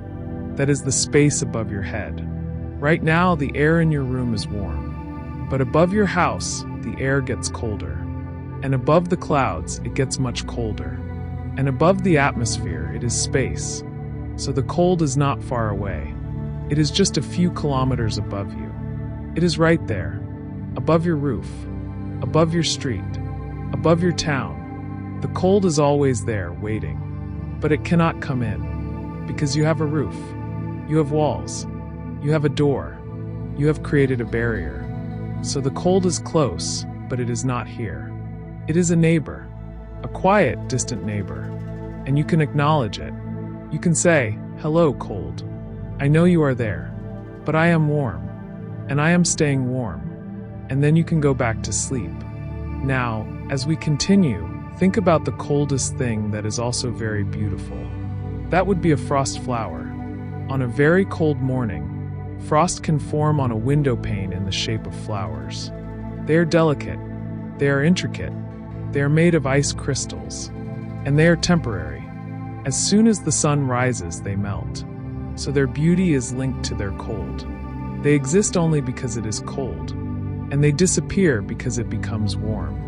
So the cold creates beauty, brief, fragile, beautiful, and then it takes it away. That is the way of the universe. It gives and it takes. It creates and it destroys. And that is not sad. That is just the cycle. The cold is the creator of frost, and frost is beautiful. So thank the cold for its beauty, for its fleeting, frozen art. And we can take a moment to notice how the cold affects the way we touch. When you touch something cold, your brain registers it as pain. Extreme cold feels like burning. That is because the same nerve fibers that sense heat also sense cold. The brain gets confused. It does not know the difference. So cold can feel like fire, and fire can feel like cold. That is why frostbite feels like burning. That is why you pull your hand away from an ice cube. Your brain is protecting you. It is saying, this is dangerous. And it is right. Extreme cold is dangerous. But you are not touching extreme cold. You are touching your blanket. Your blanket is soft. Your blanket is warm. Your blanket is safe. So enjoy that touch. Enjoy that softness. Enjoy that warmth. Let it remind you that you are safe. You are protected. You are loved, even if only by yourself. Gently moving forward, let us think about the coldest thing in the universe that is also the most common. That is the cosmic microwave background. It is everywhere. It fills the entire universe. It is the most common form of radiation. And it is cold. So the most common thing in the universe is cold. Not stars. Not planets. Not life. Cold. Silence. Emptiness. That is the default. That is the background. That is the norm. So we are the exception. We are the rare, warm anomaly. We are the strange, noisy, hot little bubble in the infinite cold. And that is wonderful. That is precious. That is worth protecting. So protect it. Stay warm. Stay alive. Stay here. And sleep. Let us take a quiet moment to think about the coldest temperature that is possible for a human to survive. The record for the lowest body temperature that a human has survived is 13.7 degrees Celsius. That is very cold. That is almost death. The person was a child who fell into icy water. They were resuscitated. They survived. So humans can survive extreme cold for a short time. But space is colder. Much colder. And it is a vacuum. So no human could survive in space without a suit. Not for a second. So we are fragile. We are delicate. We are creatures of warmth. And that is fine. That is what we are. We do not need to be strong. We just need to be careful. And tonight, you are being careful. You are in a warm bed. You are safe. You are surviving. You are thriving. Now, as we continue, think about the coldest thing in the universe that is also the fastest. That would be a neutrino. Neutrinos are subatomic particles that travel at nearly the speed of light. They are produced by nuclear reactions in stars. They are incredibly difficult to detect. And they are cold. They have almost no mass. They have almost no energy. They are ghosts.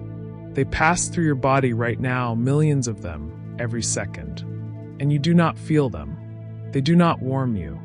They do not cool you. They just pass through.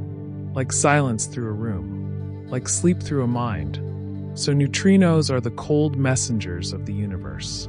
They travel from the sun, from distant stars, from the Big Bang itself. And they tell us nothing. They just are. And that is enough. And we can take a moment to notice how the cold affects the way we heal. When you are cold, your body heals slower. Blood flow to injuries is reduced. Cells divide more slowly. That is why doctors do not put ice on an open wound. Ice is for bruises, not cuts. The cold slows down healing, but it also reduces swelling. It reduces pain. So cold is a double-edged sword. It hurts and it helps. It slows and it soothes. That is like sleep. Sleep slows you down. It reduces your awareness. It makes you vulnerable, but it also heals you. It repairs your cells. It consolidates your memories. It restores your energy. So sleep is like a cold that heals. A gentle, necessary cold. Let it take you.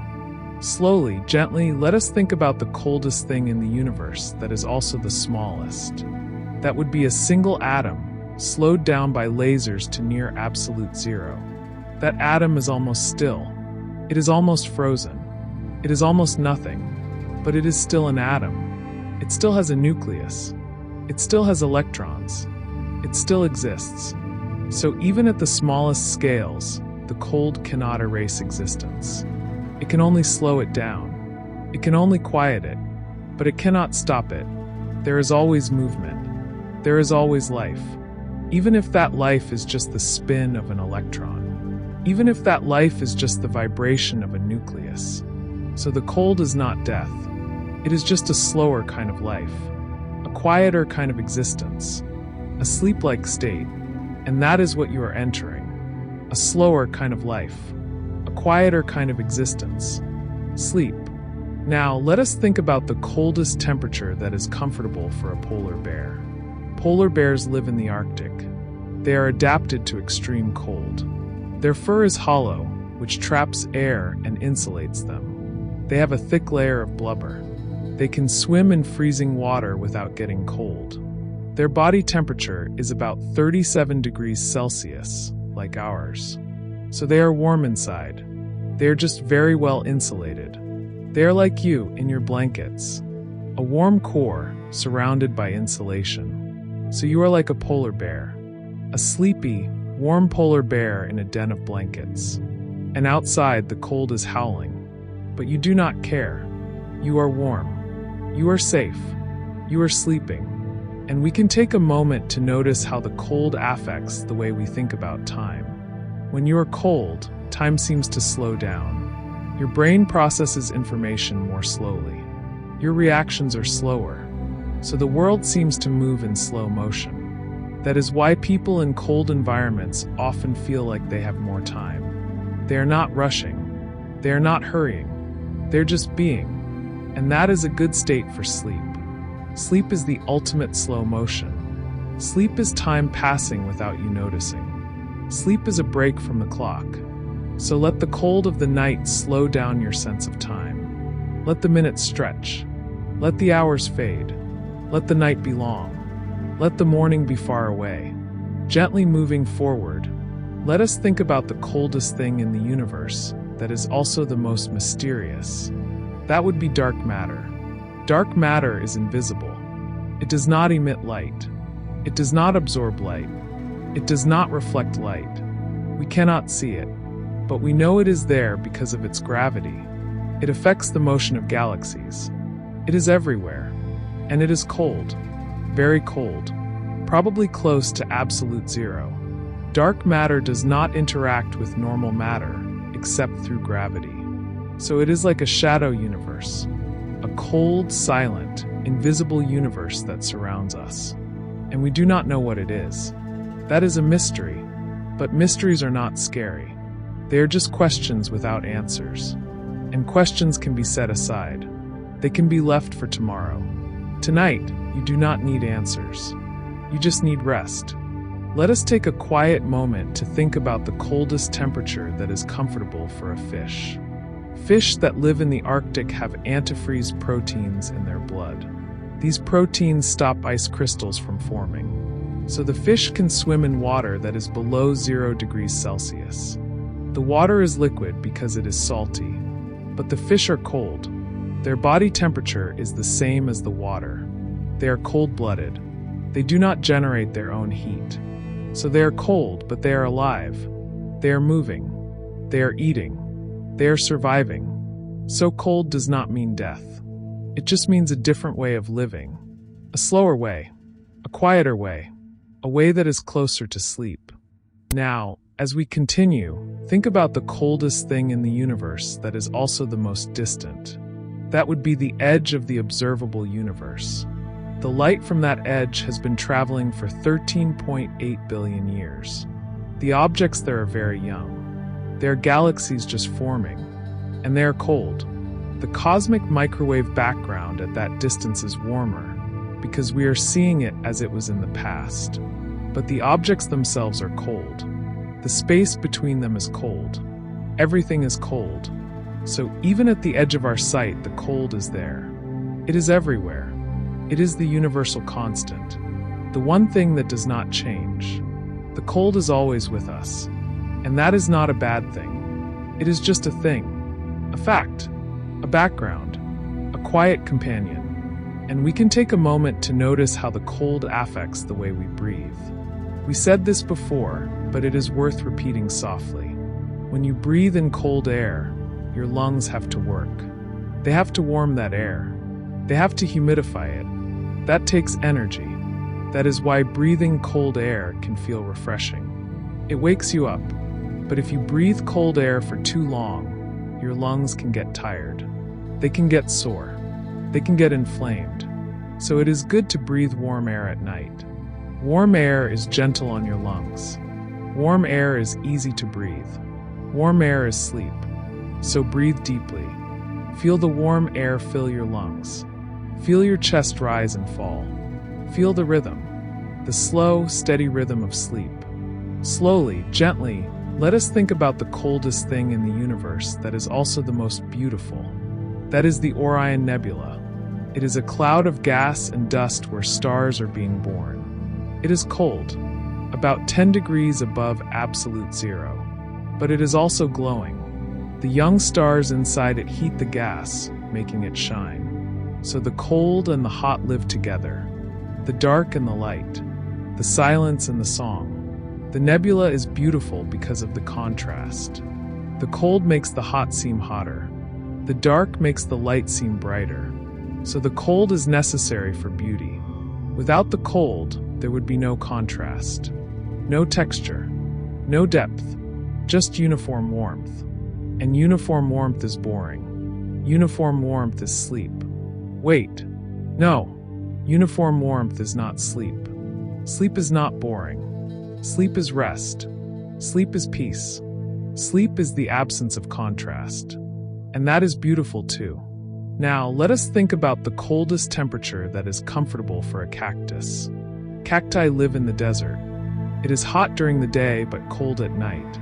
The desert can drop to near freezing. Cacti are adapted to this. They store water in their stems. They have thick skins. They can survive the cold. But they do not like it. They grow faster when it is warm. So cacti are like us. They prefer warmth. They tolerate cold. They survive it, but they do not thrive in it. So we are not alone. Even the plants prefer to be warm. Warmth is life. Warmth is growth. Warmth is comfort. And you are warm. You are growing in your sleep. You are comfortable. You are thriving. And we can take a moment to notice how the cold affects the way we dream. We said this before, but it is worth repeating. When you are cold, you dream of cold things.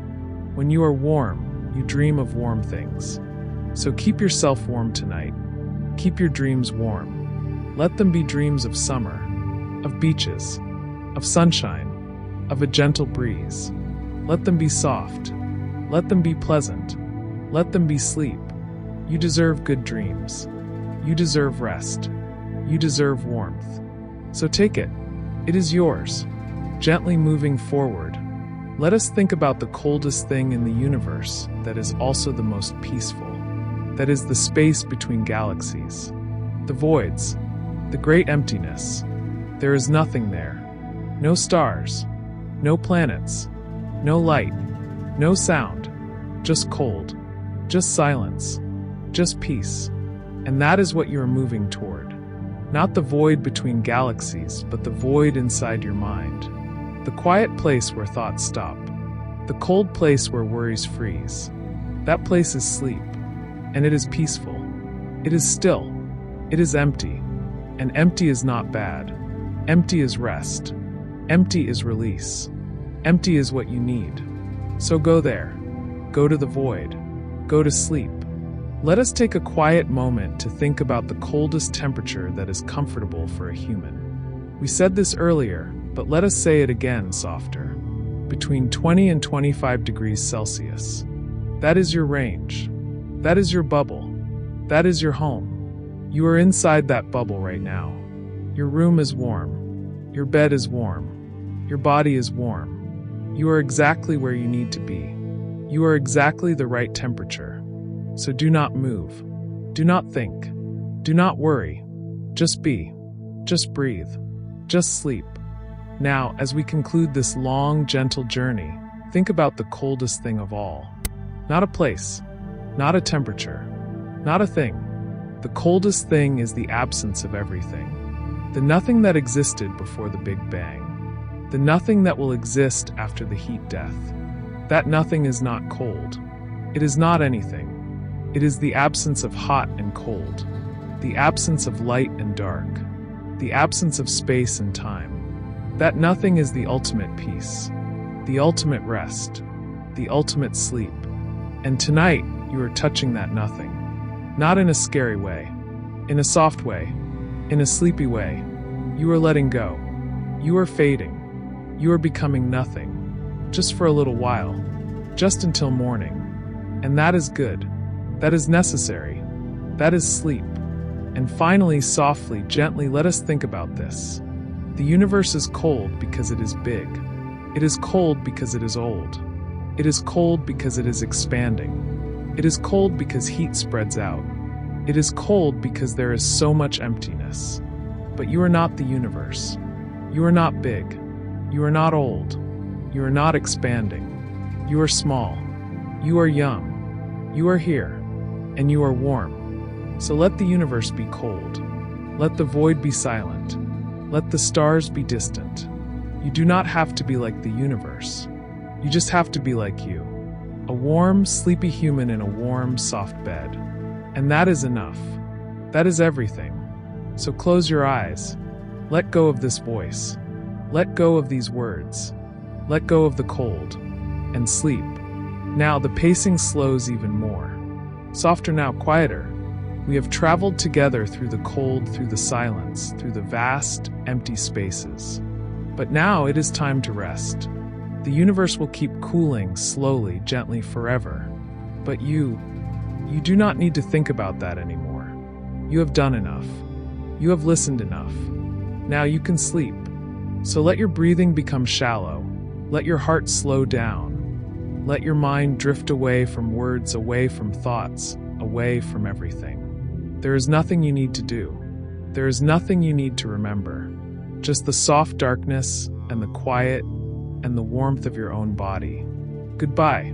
Goodbye, and thank you for being here. If you enjoyed this quiet time, you can softly press like and subscribe for more gentle journeys, but only if you want to. No pressure. No rush. Just sleep. Sleep well. Sleep warmly. Sleep. Goodbye.